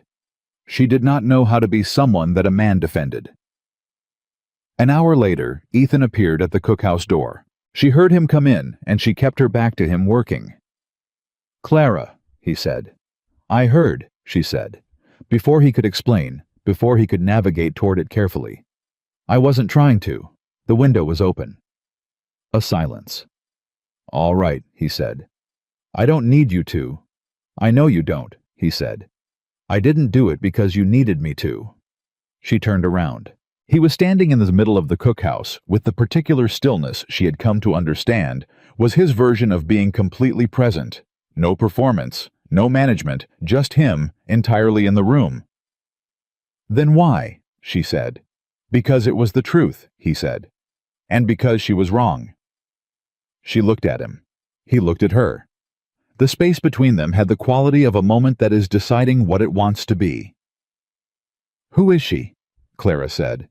"Her father and my father did business together. Her father and my mother have had an idea about a marriage arrangement for the past 2 years. He said it without embellishment. "I've been clear that it's not something I'm interested in. My clarity has not been persuasive to everyone involved." "She's in love with you," Clara said. He considered this. "I don't think so. I think she's in love with the arrangement, the security of it, the practical sense it makes." "Those aren't always different things," Clara said. "No," he said. "They're not."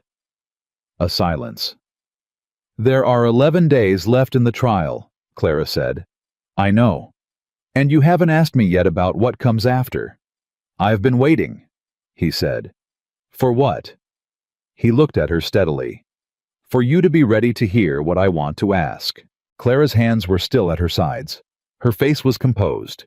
Inside her chest, something that had been wound very tight for a very long time was either going to hold or it wasn't. "I'm not sure I'm ready," she said honestly. "I know," he said. "I'll wait." He said it with the absolute simplicity of a man who means it completely, not as a romantic gesture, not as a strategy, just as a fact. He would wait.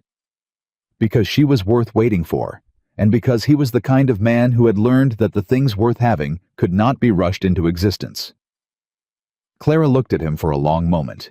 Then she turned back to the stove, because the soup needed stirring, and because she needed another minute inside her own head before she could trust what her face was doing.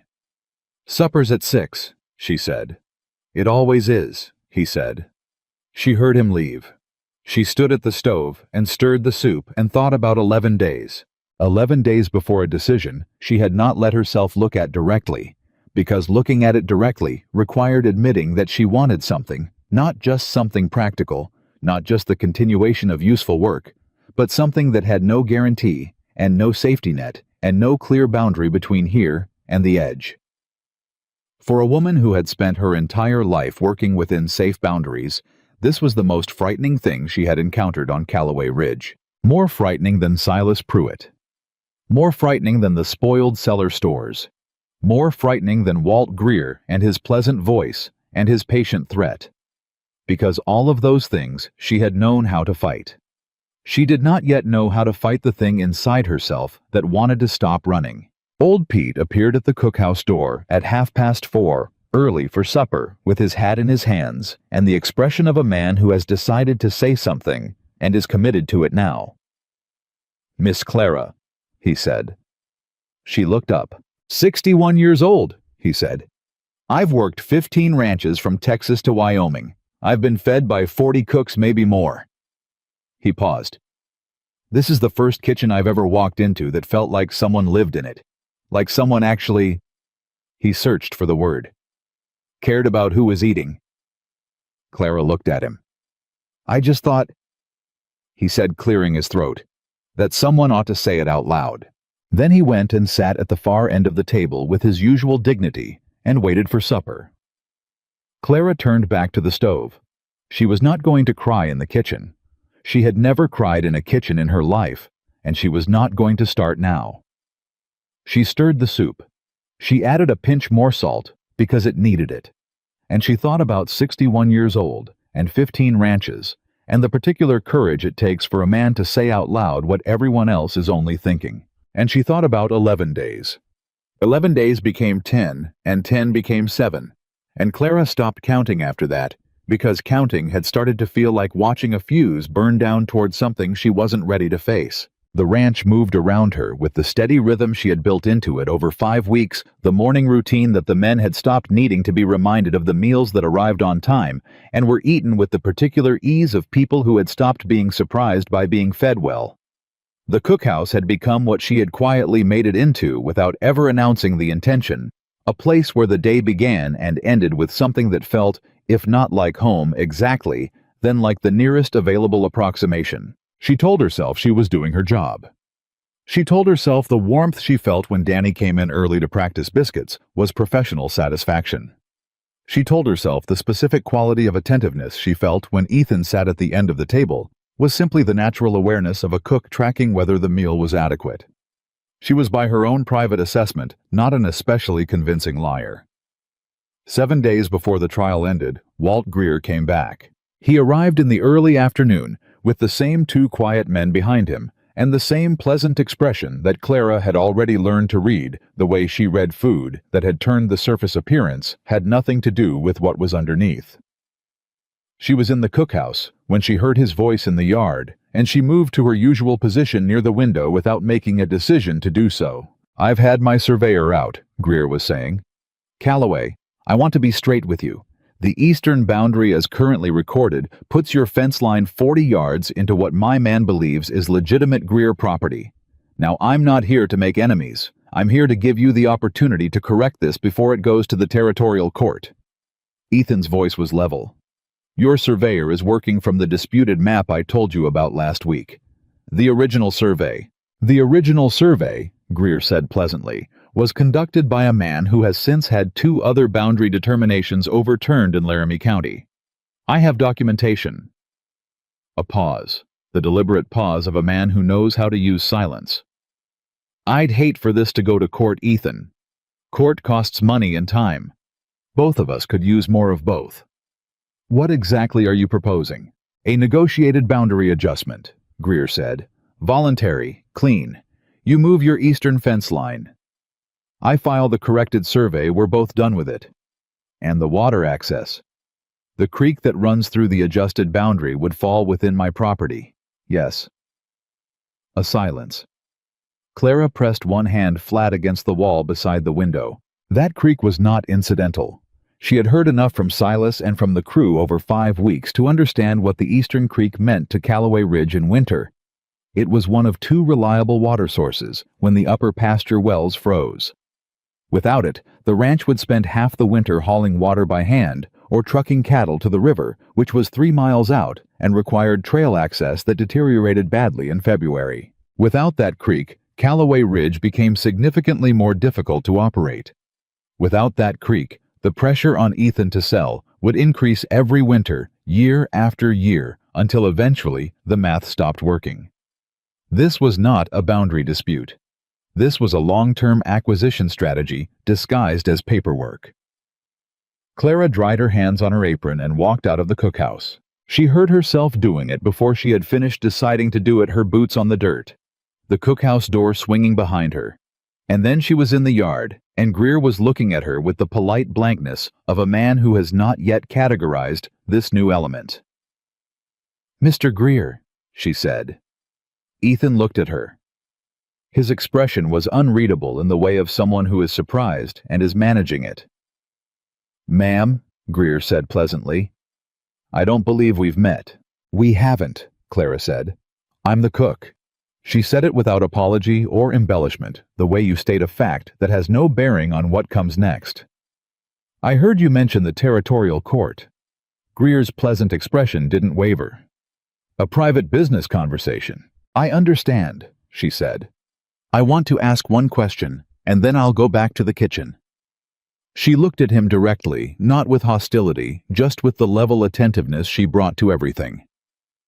"The surveyor who overturned those 2 boundary determinations in Laramie County.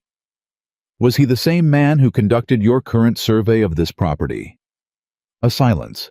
Something moved behind Greer's pleasant expression. Very small, very fast. "That's not relevant," he said. "It would be relevant to a court," Clara said. "A surveyor whose prior work has been overturned conducting a survey on behalf of the same party who benefited from those overturned determinations. That's a pattern a judge would want to understand." Greer looked at her. The pleasantness had not left his face, but it had become a different kind of pleasant, the practiced surface kind that has nothing underneath it. "You're well informed," he said. "For a cook." "I'm well informed because I pay attention," she said. "Mr. Calloway should take your proposal to his lawyer before he responds. That's all I wanted to say." She turned and walked back to the cookhouse. She heard Greer say something to Ethan behind her. His voice had dropped too low to carry the words, and she heard Ethan's response, which was brief and final in its tone. She heard the horses moving a few minutes later. She was back at the work table rolling out the supper biscuits with entirely too much pressure when Ethan came through the cookhouse door. She didn't look up. "Clara," he said. "I overstepped," she said. "I know that. It wasn't my business to—" "Stop," he said. She stopped. She looked up. He was standing in the middle of the cookhouse and he looked— She searched for the word undone. Not distressed exactly. More like a man who has had something stripped away that he had been holding up in front of himself as a necessary structure and is now standing in the open without it. "You just did in 45 seconds what my lawyer has been trying to articulate for 3 months, he said. "How did you know about the Laramie County cases? You mentioned his surveyor's name when you were talking to Silas 2 days ago, she said. "I've heard that name before. My father's case. The man who took our property used the same surveyor." She kept her voice even. "I looked it up at the time. I was 18. I spent 2 weeks in the county records office trying to find something that would help my father fight it." She paused. "We didn't find it in time, but I remembered the name." Ethan was very still. "Your father's property," he said. "Is that why you understood what Greer was doing from the beginning?"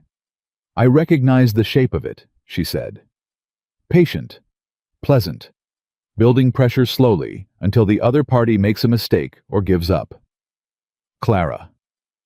He said her name the way he had been saying it lately, like it was the most important word in any sentence it appeared in. "You've been carrying that since you were 18 years old." She looked at the biscuit dough. "Lots of people carry things," she said. "Not the way you do," he said. "Quietly, by yourself, without telling anyone it's heavy." She pressed the heel of her hand into the dough. "It's not your weight to worry about," she said. "What if I want it to be?" The question landed in the room between them, and neither of them moved for a long moment. Clara's hands were still on the work table. She could feel her own heartbeat in an embarrassingly specific way. "Ethan," she said. "I know," he said. 6 more days. I'll wait." He left. She stood at the work table and breathed. 6 days. She didn't sleep well that night. She lay in the narrow bed in the small room off the main house that she'd been given, and she looked at the ceiling, and she had the conversation with herself that she had been postponing for 5 weeks. It went like this. She was 23 years old. She had nothing. She had arrived at this ranch with a carpet bag and a recipe book, and she had built over 6 weeks something that felt real, the crew's trust, the kitchen's rhythm, the particular quality of being genuinely needed rather than just functionally necessary. And somewhere in the middle of all of that, she had also built entirely without permission, a feeling for a man who watched her from cookhouse doorways and said her name like it meant something, and had today stood in a yard while she overstepped her authority and had not once suggested she go back to the kitchen. The problem was not the feeling. The problem was what the feeling required her to believe. It required her to believe that she was worth staying for, not for what she did, not for the meals she cooked or the kitchen she ran or the crew she had quietly knit together, but for herself, the specific person underneath all the usefulness. The Clara Dawson who had given away her supper because it was the right thing to do, who had spent 2 weeks in a county records office at 18 trying to save something her father had built, who got up before 5 in the morning, not because anyone asked her to, but because she could not bear to be behind. That Clara. The one who had spent her entire life being invisible to everyone except the people who needed something from her. She did not know how to believe she was worth staying for. That was the truth of it. She could cook a meal that made a 61-year-old man talk about home. She could manage a crew that had been resisting her for 5 weeks. She could identify a fraudulent survey pattern from 30 yards away. And she could not for the life of her accept that anyone might want her to stay simply because she was herself. She stared at the ceiling until 5 o'clock came, and the habit pulled her out of bed and back to the kitchen, where at least she knew what she was doing. The letter arrived 4 days before the end of the trial. It came with the mail rider from town addressed to Ethan in a handwriting Clara didn't recognize a woman's script, precise and deliberate. She was in the yard when the rider came through, and she saw Ethan take the letter and look at the handwriting on the envelope and go still in the way he went still when something required careful management. She did not ask. She went back to the kitchen. An hour later, Ethan's mother arrived. Clara had not known there was a mother. This was her own failure of attention. She had been so focused on the immediate landscape of the ranch that she had not thought to construct a fuller picture of Ethan's life beyond it. He had mentioned his grandfather's survey. He had mentioned his mother's ideas about marriage arrangements. He had not mentioned that his mother was a woman of 60 who arrived on a buggy with a straight back and sharp eyes, and the bearing of a person who has run a household for 40 years and considers this a credential equivalent to running anything else. Her name was Helen Calloway. She came into the main house without fanfare, and Clara knew she had arrived only because Ethan appeared at the cookhouse door with an expression she hadn't seen on him before. Not quite discomfort, not quite warning, but something in that neighborhood. "My mother is here," he said. "I gathered," Clara said. He stopped, started again. "She has opinions." "You've mentioned that. About the ranch, about me, about..." He stopped again. "About me," Clara said. He met her eyes. "Yes." "That's all right," Clara said. "People are allowed to have opinions." She turned back to the stove. "I'll set an extra place for supper." She heard him exhale a long, controlled breath, and then she heard him go back to the main house. Clara added a place setting to the table and kept cooking. Helen Calloway appeared in the cookhouse doorway at 4 o'clock. Clara heard her before she saw her, the particular footstep of a woman who moves through spaces with proprietary confidence. The sound of someone who considers a room an extension of herself before she has even fully entered it. "Miss Dawson," Clara turned. "Mrs. Calloway, I'm glad to meet you. Supper will be ready at 6. "I'm not here about supper," Helen said. She came into the cookhouse and stopped 3 feet from the work table and looked at Clara with the thorough, unembellished assessment of a woman who has sized up a great many situations and has learned not to waste time on pleasantries when she is in the business of determining something. "Then what can I do for you?" Clara said. You can tell me what you want, Helen said. From my son. The directness of it was almost impressive. Clara set down the spoon she was holding. I want to finish the 6-week trial, she said. That was the arrangement.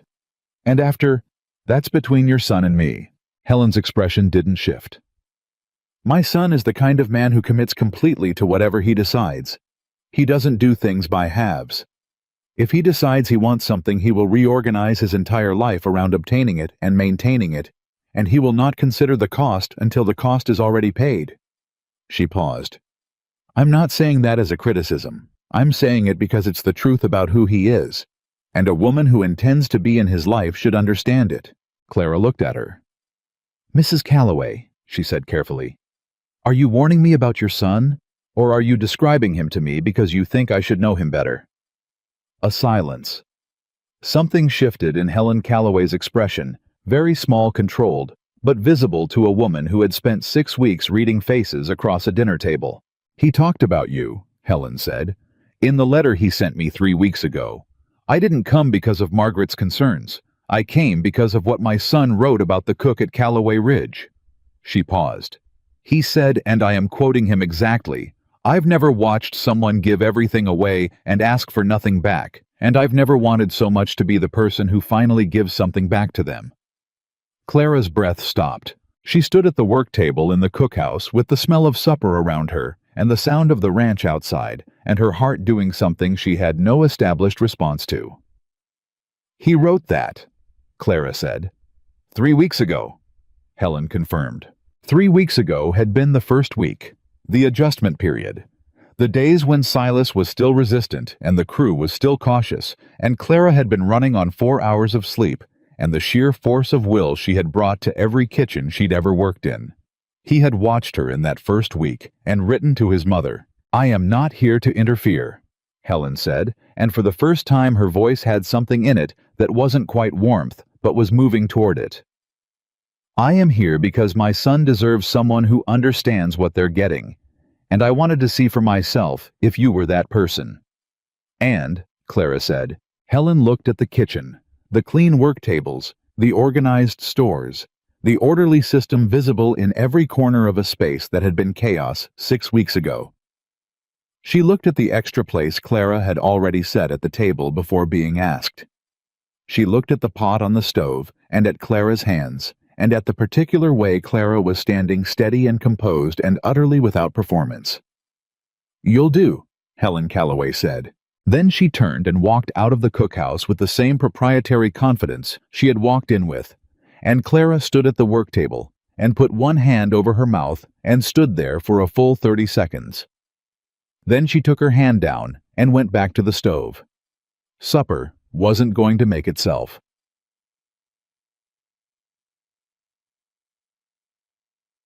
At the table that evening, Helen Calloway sat at Ethan's right and ate supper with the thorough appreciation of a woman who knows good food and does not take it for granted. She did not comment on the cooking. She simply ate it with the focused respect of someone who considers silent appreciation the highest form. Ethan sat at his usual place and watched his mother and watched Clara and said very little, which was his particular skill. After supper, when the crew had gone and Clara was clearing the table, Helen stood and said to the room in general, "The biscuits are better than mine were. Don't tell anyone I said that." She walked out. Danny, who was still at the table finishing his coffee, looked up at Clara with wide eyes.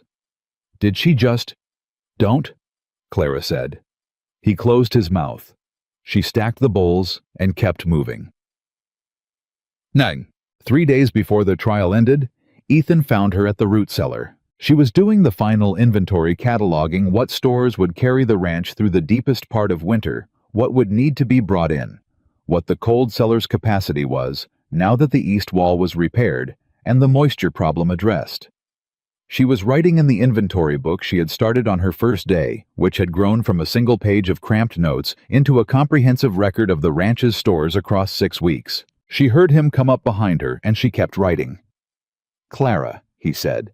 "I know," she said. 3 days. "I'm not waiting 3 days." She looked up from the book. He was standing at the cellar entrance with his hat in his hands, the same posture he'd had in the Callan Street Lodge kitchen the day he'd offered her the trial. Except his expression was different now. That day, he had been careful, measured, presenting a proposition.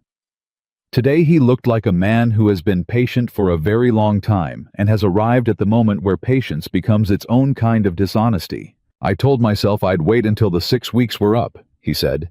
"Give you the full trial with no pressure. Let you make the decision without—" He stopped. "But I've been watching you for 3 days since you walked out into that yard and took apart Walt Greer's entire strategy in 45 seconds, and I—" He stopped again. Clara set down the pencil. "Say what you came to say," she said. He looked at her steadily. "I didn't come here because I needed a cook. I came to that boarding house again and again because of you. Not the food. You. The way you move through a room like you're the only person in it who's actually paying attention. The way you gave away the only thing you had that night and didn't think it was remarkable. The way you've spent 6 weeks making 11 men feel like someone cares whether they eat enough and sleep enough and can use their hands without pain." He took a breath. "I fell in love with your character before I ever tasted your cooking," he said. "And I need you to know that. Not because it changes the trial or the arrangement I told you 6 weeks and I meant it, but because you deserve to know the truth about why you're here." Clara stood in the root cellar doorway with the inventory book in her hands and the cold coming up from the ground around her feet. "Ethan," she said. "You don't have to say anything back," he said. "I'm not asking for anything right now. You carry everything alone, every single thing. And I wanted you to know that you don't have to. Not here. Not with me." She looked at him. She had been braced for this moment, not consciously, not in a way she could have named, but braced for it the way you brace for something you know is coming with the particular tension of someone who has decided in advance how they will manage it. She would be measured. She would be practical. She would acknowledge what he said and hold it at the appropriate distance and remind both of them that the situation required clarity. What she had not braced for was how it would feel to stand in front of a man who was telling her the truth. Not the useful truth, not the flattering truth, but the specific truth about who she was and why he was here, and realize that she believed him. She believed him, not because he was persuasive, because he was consistent. Because for 6 weeks she had watched him, and nothing he had done had contradicted what he was saying right now. And she was above all things a woman who trusted what she had observed over time, more than she trusted what anyone said in a single moment. "I'm afraid," she said. It came out quietly without theater, the way the truest things usually came out of her. Ethan nodded. Like he had expected this. Like he had known before she said it. "Of what?" he said. "Of being wrong," she said. "About what I'm worth. To you. When I'm not being useful." He looked at her for a long time. "Ask me anything," he said. "Any question you need answered to believe it." She looked at him. The man who had stood in the dark of a lodge yard and watched her give away her supper. Who had come back to Callan Street again and again not for the food. Who had written to his mother in the first week, the hardest week, and called her worth giving something back to. "Do you see me?" she said slowly, working the words out like they were something she had to be careful with. "When I'm not doing anything. When I'm just here. When I'm not feeding anyone, or fixing anything, or making something better." Ethan Calloway was quiet for a long moment. Then he said, "The morning after the cellar disaster, I came to the cookhouse before 5 o'clock. You didn't know I was there. You were sitting at the work table with your mother's recipe book open in front of you, and you weren't reading it. You were just resting your hand on the page, like it was someone's hand." Clara went very still. "You didn't cook anything," he said. "You didn't fix anything. You just sat there with your hand on that page for about 10 minutes, and then you got up and started the fire." Her throat had tightened in a way she was working against. "That's the version of you I've thought about most," he said. "Not the one who fed the boy, not the one who faced down Silas, not the one who took apart Greer in 45 seconds. He paused. "The one sitting alone in the dark with her hand on her mother's book." Clara looked down at the inventory book in her hands. Her mother's handwriting was in the back of a different book. the recipe book in her room.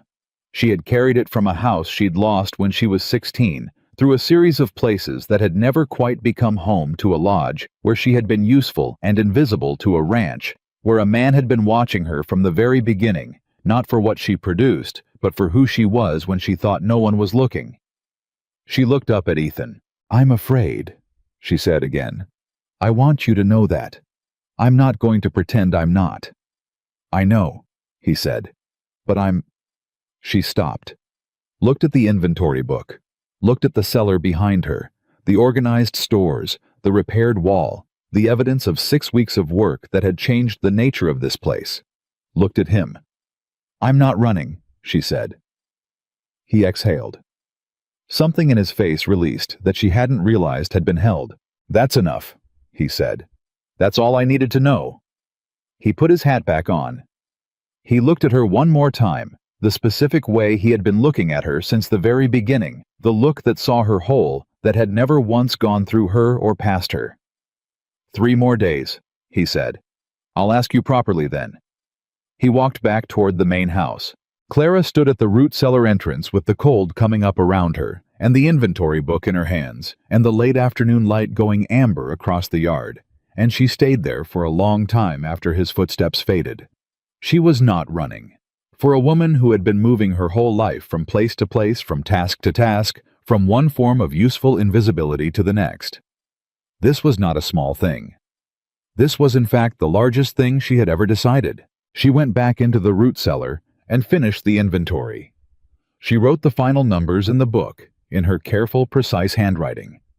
And then she stood up and closed the book and walked back into the last 3 days of the only trial she had ever taken that was about something more than whether she could cook. The last 3 days of the trial did not announce themselves as significant. They arrived the same way every other day. At Callaway Ridge had arrived with cold air and the smell of horses and the sound of men getting up before full light to do work that didn't wait for anyone's feelings about it. Clara cooked breakfast. She packed midday provisions. She made supper. She did the inventory checks and the kitchen maintenance and the small daily acts of attention that had over 6 weeks become the architecture of the place. But underneath all of it, something was different. She felt it in the quality of her own awareness, sharper than usual present, in a way that was almost uncomfortable, like every ordinary moment had developed an edge she wasn't accustomed to. She noticed things with a precision that bordered on painful. The way the light came through the cookhouse window at 7 in the morning. The sound Danny made when he burned his first solo batch of biscuits and tried to hide it. Old Pete's hands on his coffee cup, steadier than they had been 6 weeks ago. She was memorizing it. She understood that about herself, watching it happen without being able to stop it. She was building a record of this place in case she needed it later, in case she chose wrong, in case the thing she wasn't running from turned out to be something she couldn't stay for. Old habits. They didn't die. They just got quieter. The second to last day of the trial was when Walt Greer made his final move. She was in the kitchen at noon when Silas came through the door with the expression she had learned to read as controlled alarm, the look of a man who manages crisis professionally and is currently managing one. "Greer filed with the territorial court," he said. "This morning. Ethan just got word." Clara set down what she was holding. "How long does he have to respond?" 20 days. But Greer's lawyer is pushing for a preliminary injunction on the water access starting next week. Silas looked at her. "If they get that injunction, we lose the Eastern Creek before winter's fully on us. We'd be hauling water by February." "Where's Ethan?" "Riding to town. He left an hour ago." Silas paused. "He didn't want to worry you before." "Silas." She said his name with the particular quietness she used when she needed someone to stop managing the information and give it to her straight. "What else?" He exhaled. "Greer made an offer.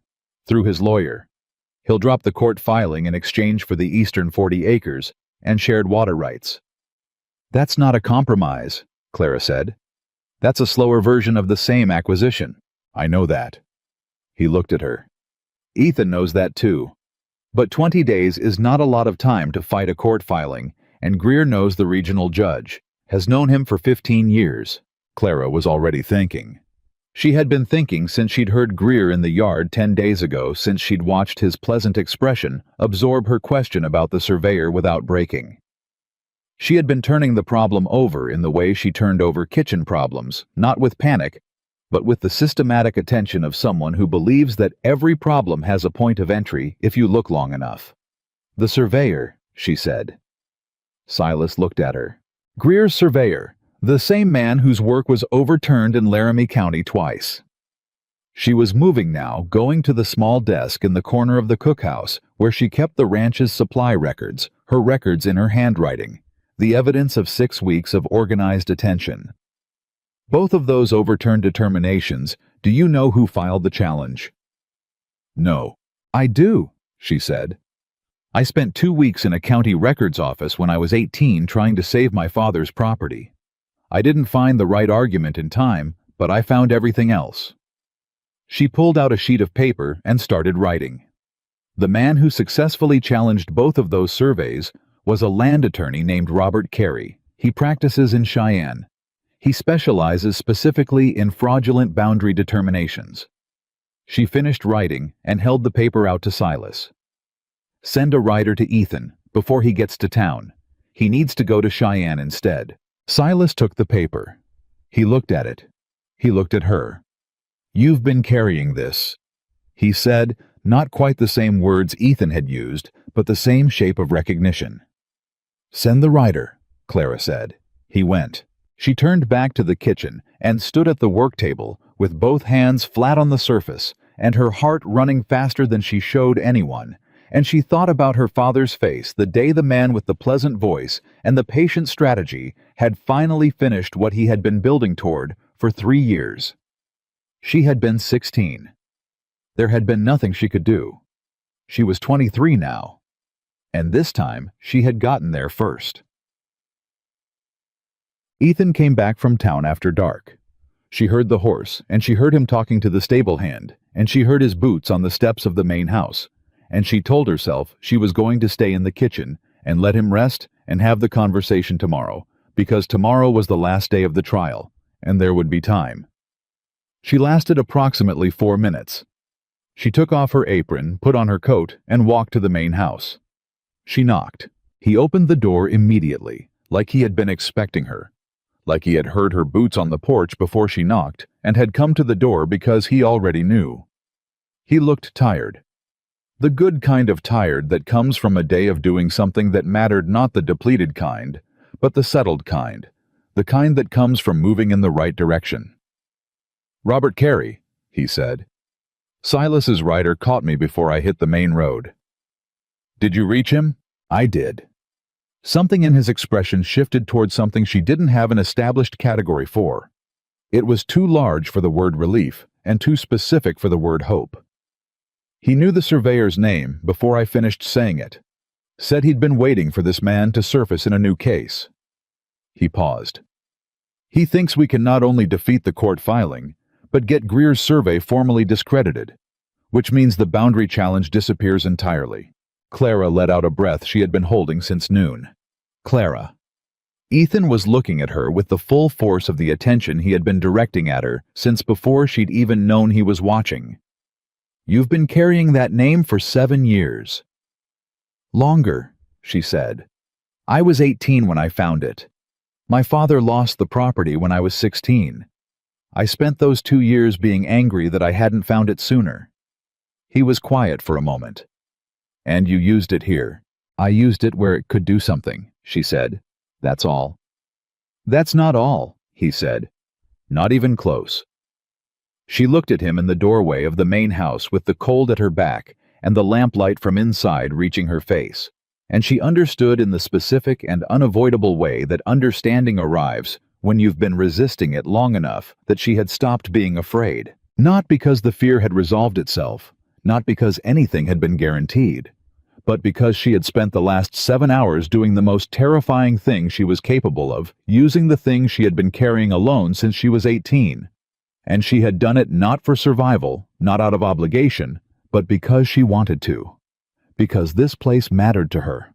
because the man standing in this doorway mattered to her, and the crew that ate at her table mattered to her, and the ranch that had needed a heart and had let her be one for 6 weeks mattered to her in a way that was no longer something she could manage from a careful distance. "Tomorrow is the last day," she said. "I know. You said you'd ask me properly." "I will." "Ask me now," she said. He went still. She met his eyes. "I've been preparing for tomorrow, bracing myself for it. I've been doing that thing I do where I build the defenses in advance and then have to decide whether to use them." She paused. "I don't want to build defenses about this. Ask me now." Ethan Calloway looked at her for a long, steady moment. Then he said, "Stay, not as the cook, not as the woman who runs the kitchen and feeds the crew and fixes the things that are broken. Stay as—" He stopped, found the right word. "As mine. As the person this place belongs to, as much as it belongs to me. As the person I want to build the rest of this with."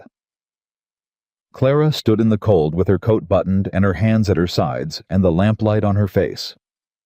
"I'm not easy," she said. "I know. I get up before 5 in the morning and I can't stop doing it.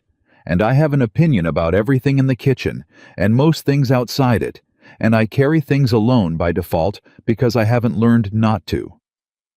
"I know all of that," he said. "I've been watching you for 6 weeks.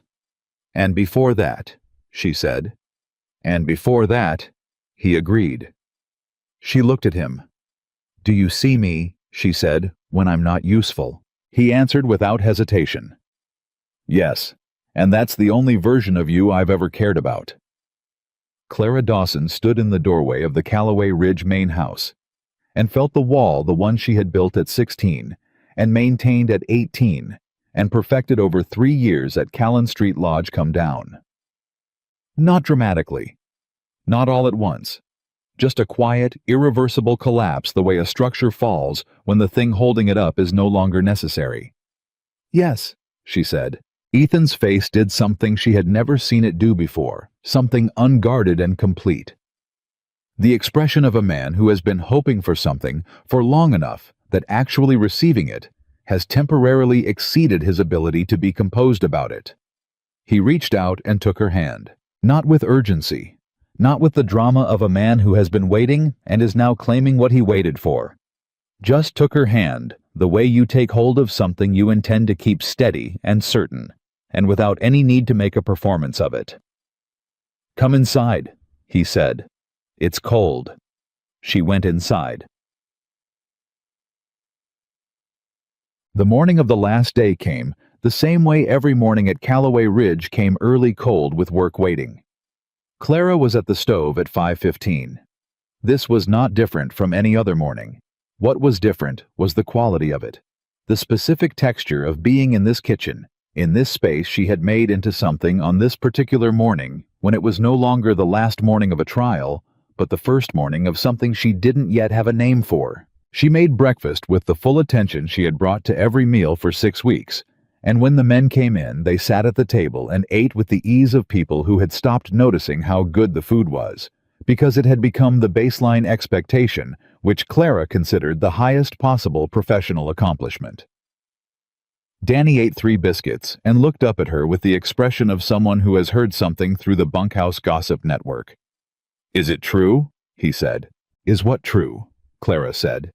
He grinned the full, unguarded grin of a 19-year-old who has decided that good news is good news, and he is going to respond to it accordingly. "That you're staying." "Danny," Silas said from the other end of the table in his warning voice. "I'm just asking." "Mind your biscuit," Silas said. Clara caught Silas's eye across the table. Something passed between them.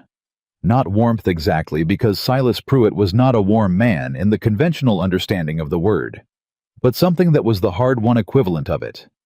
The specific acknowledgement of 2 people who had started as adversaries and had arrived somewhere neither of them had anticipated. She nodded slightly. He nodded back. Old Pete at the end of the table said nothing.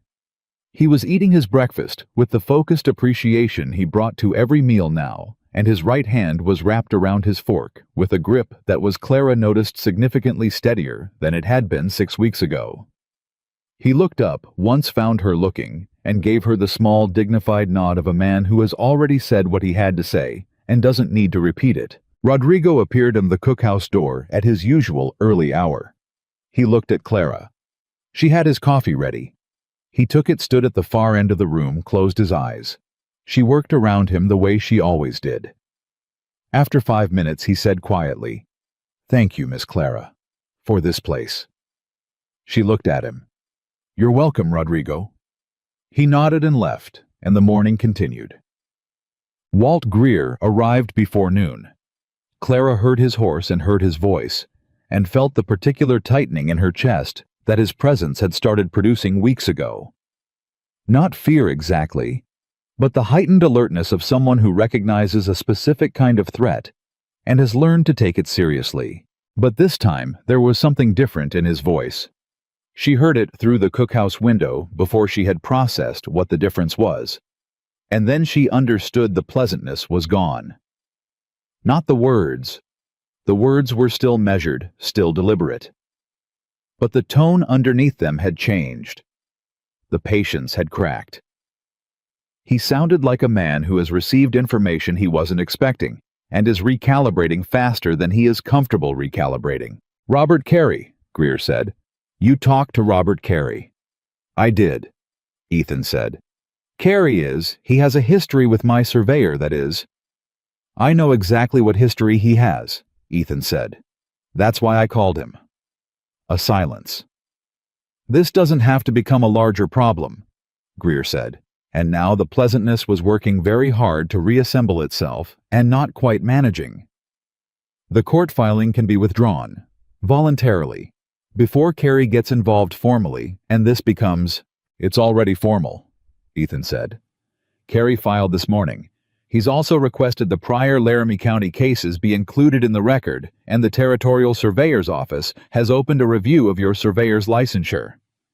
The silence that followed was the specific quality of a silence produced by a man whose strategy has just been inverted. Clara pressed her back against the wall beside the window and breathed. "You had help," Greer said finally. Not a question, not quite an accusation. Just a statement of something he was trying to understand. "Yes," Ethan said. "I did." Another silence. "The cook," Greer said. "The woman who lives on this ranch," Ethan said, and his voice had the particular quiet finality of a man closing a door that is going to stay closed.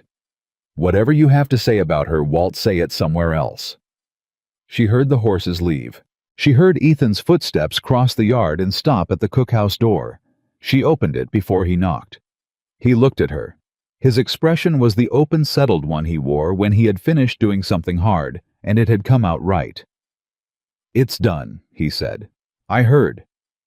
Carey thinks the licensure review alone will be enough to—" "Ethan," she said. He stopped. She looked at him. This man who had stood in the dark of a lodge yard and watched her give everything away, who had come back again and again, not for the food, but for her, who had written to his mother in the first hard week and called her worth giving something back, to who had waited with the patience of someone who understood that the things worth having could not be rushed. "Come in," she said. "I'll make coffee." He came in. He sat at the table, not at the end where he always sat with the crew, but at the middle, closer to the stove, closer to where she was working. She made the coffee and set it in front of him and sat down across from him, and they sat in the cookhouse in the late morning quiet, with the sounds of the ranch around them, and neither of them said anything for a while. This was Clara understood what it felt like to not be alone. Not the dramatic version. Not the version from stories where everything resolved in a single luminous moment.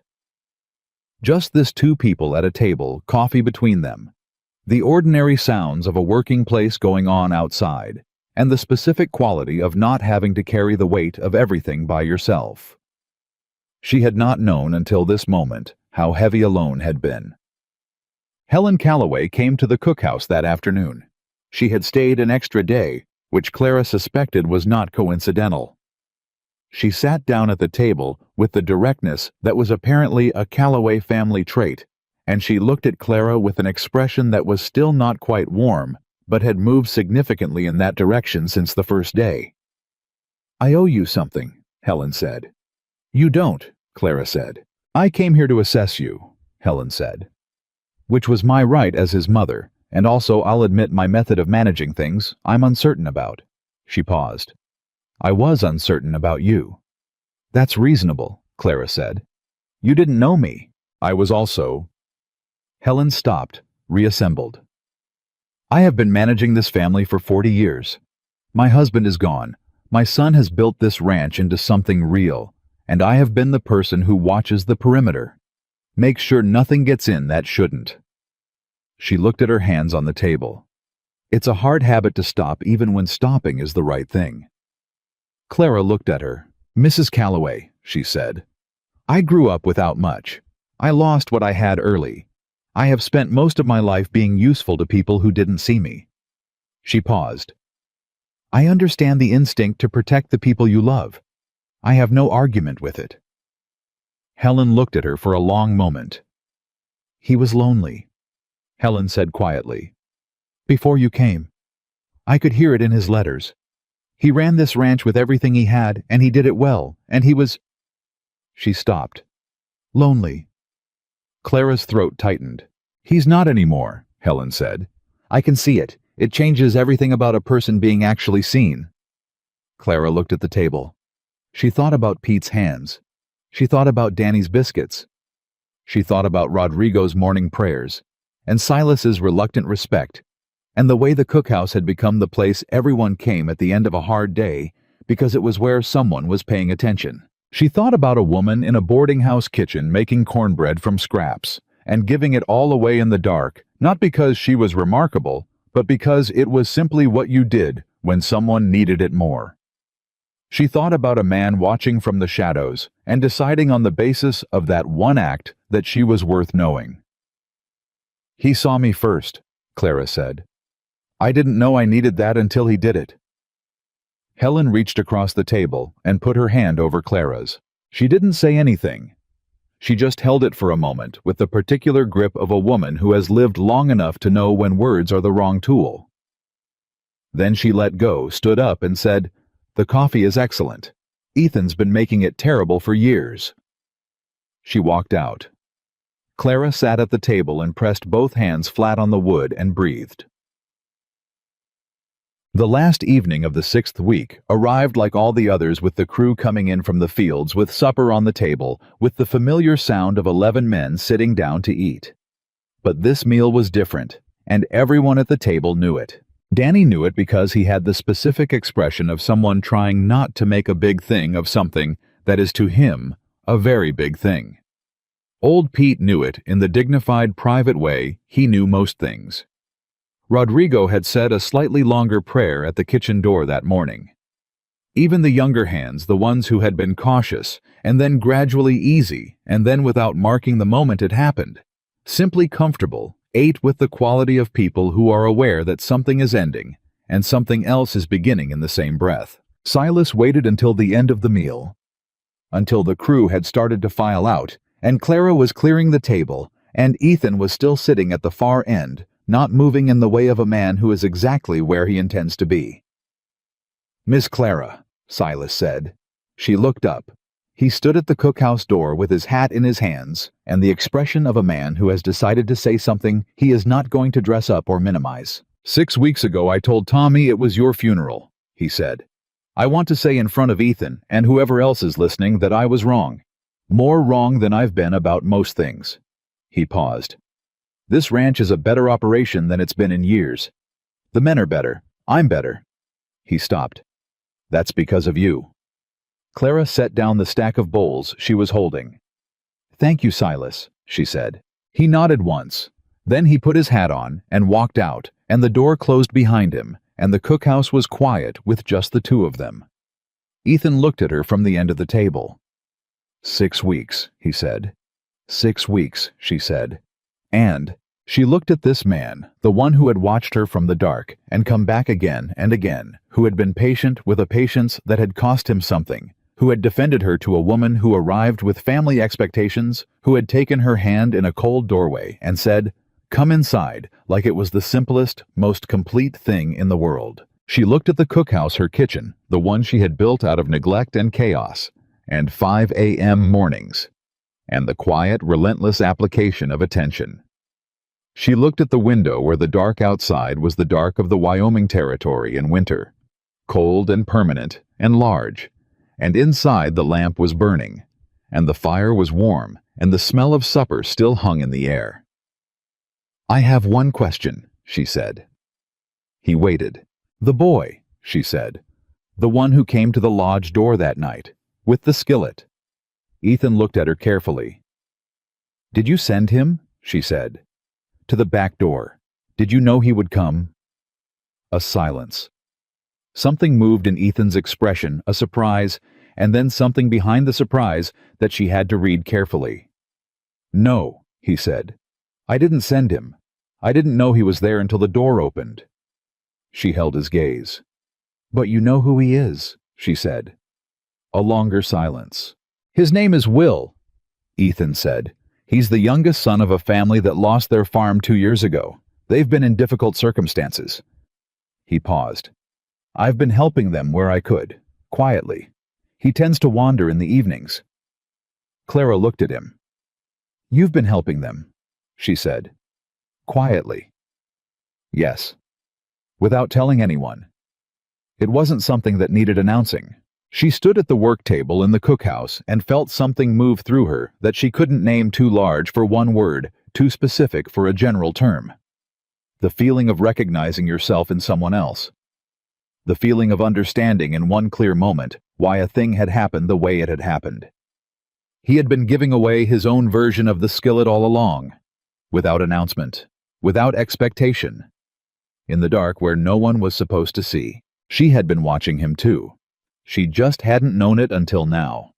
"Ethan," she said. "Clara," he said. She crossed the cookhouse. She sat down across from him at the table, not the professional distance she had maintained for 6 weeks, not the careful positioning of a woman managing her own boundaries, just sat down close where she could see his face in the lamplight. "Yes," she said. "To everything you asked last night. And to whatever you haven't asked yet. Yes." He looked at her. The unguarded expression came back, the one she had seen in the doorway, the one that exceeded his composure, and this time he let it stay. He reached across the table and took her hand again, the same way as before. Steady, certain, without theater. "I'm going to build something here," he said. "I need you to know that. Not just maintain it, build it. And I want to build it with you." "I know," she said. "I've been watching you build it for 6 weeks." And she looked at their hands on the table. His rough from 34 years of this land. Hers marked by the work she had always done and would always do, because it was not a costume she wore, but a fact of who she was. "And I want to be part of what it becomes," she said. He held her hand on the table in the lamplight in the cookhouse of Callaway Ridge Ranch, and outside the Wyoming Territory was cold and dark and immense, and inside the fire was burning, and Clara Dawson, who had spent her entire life being invisible to everyone who needed her, had finally completely irrevocably been seen.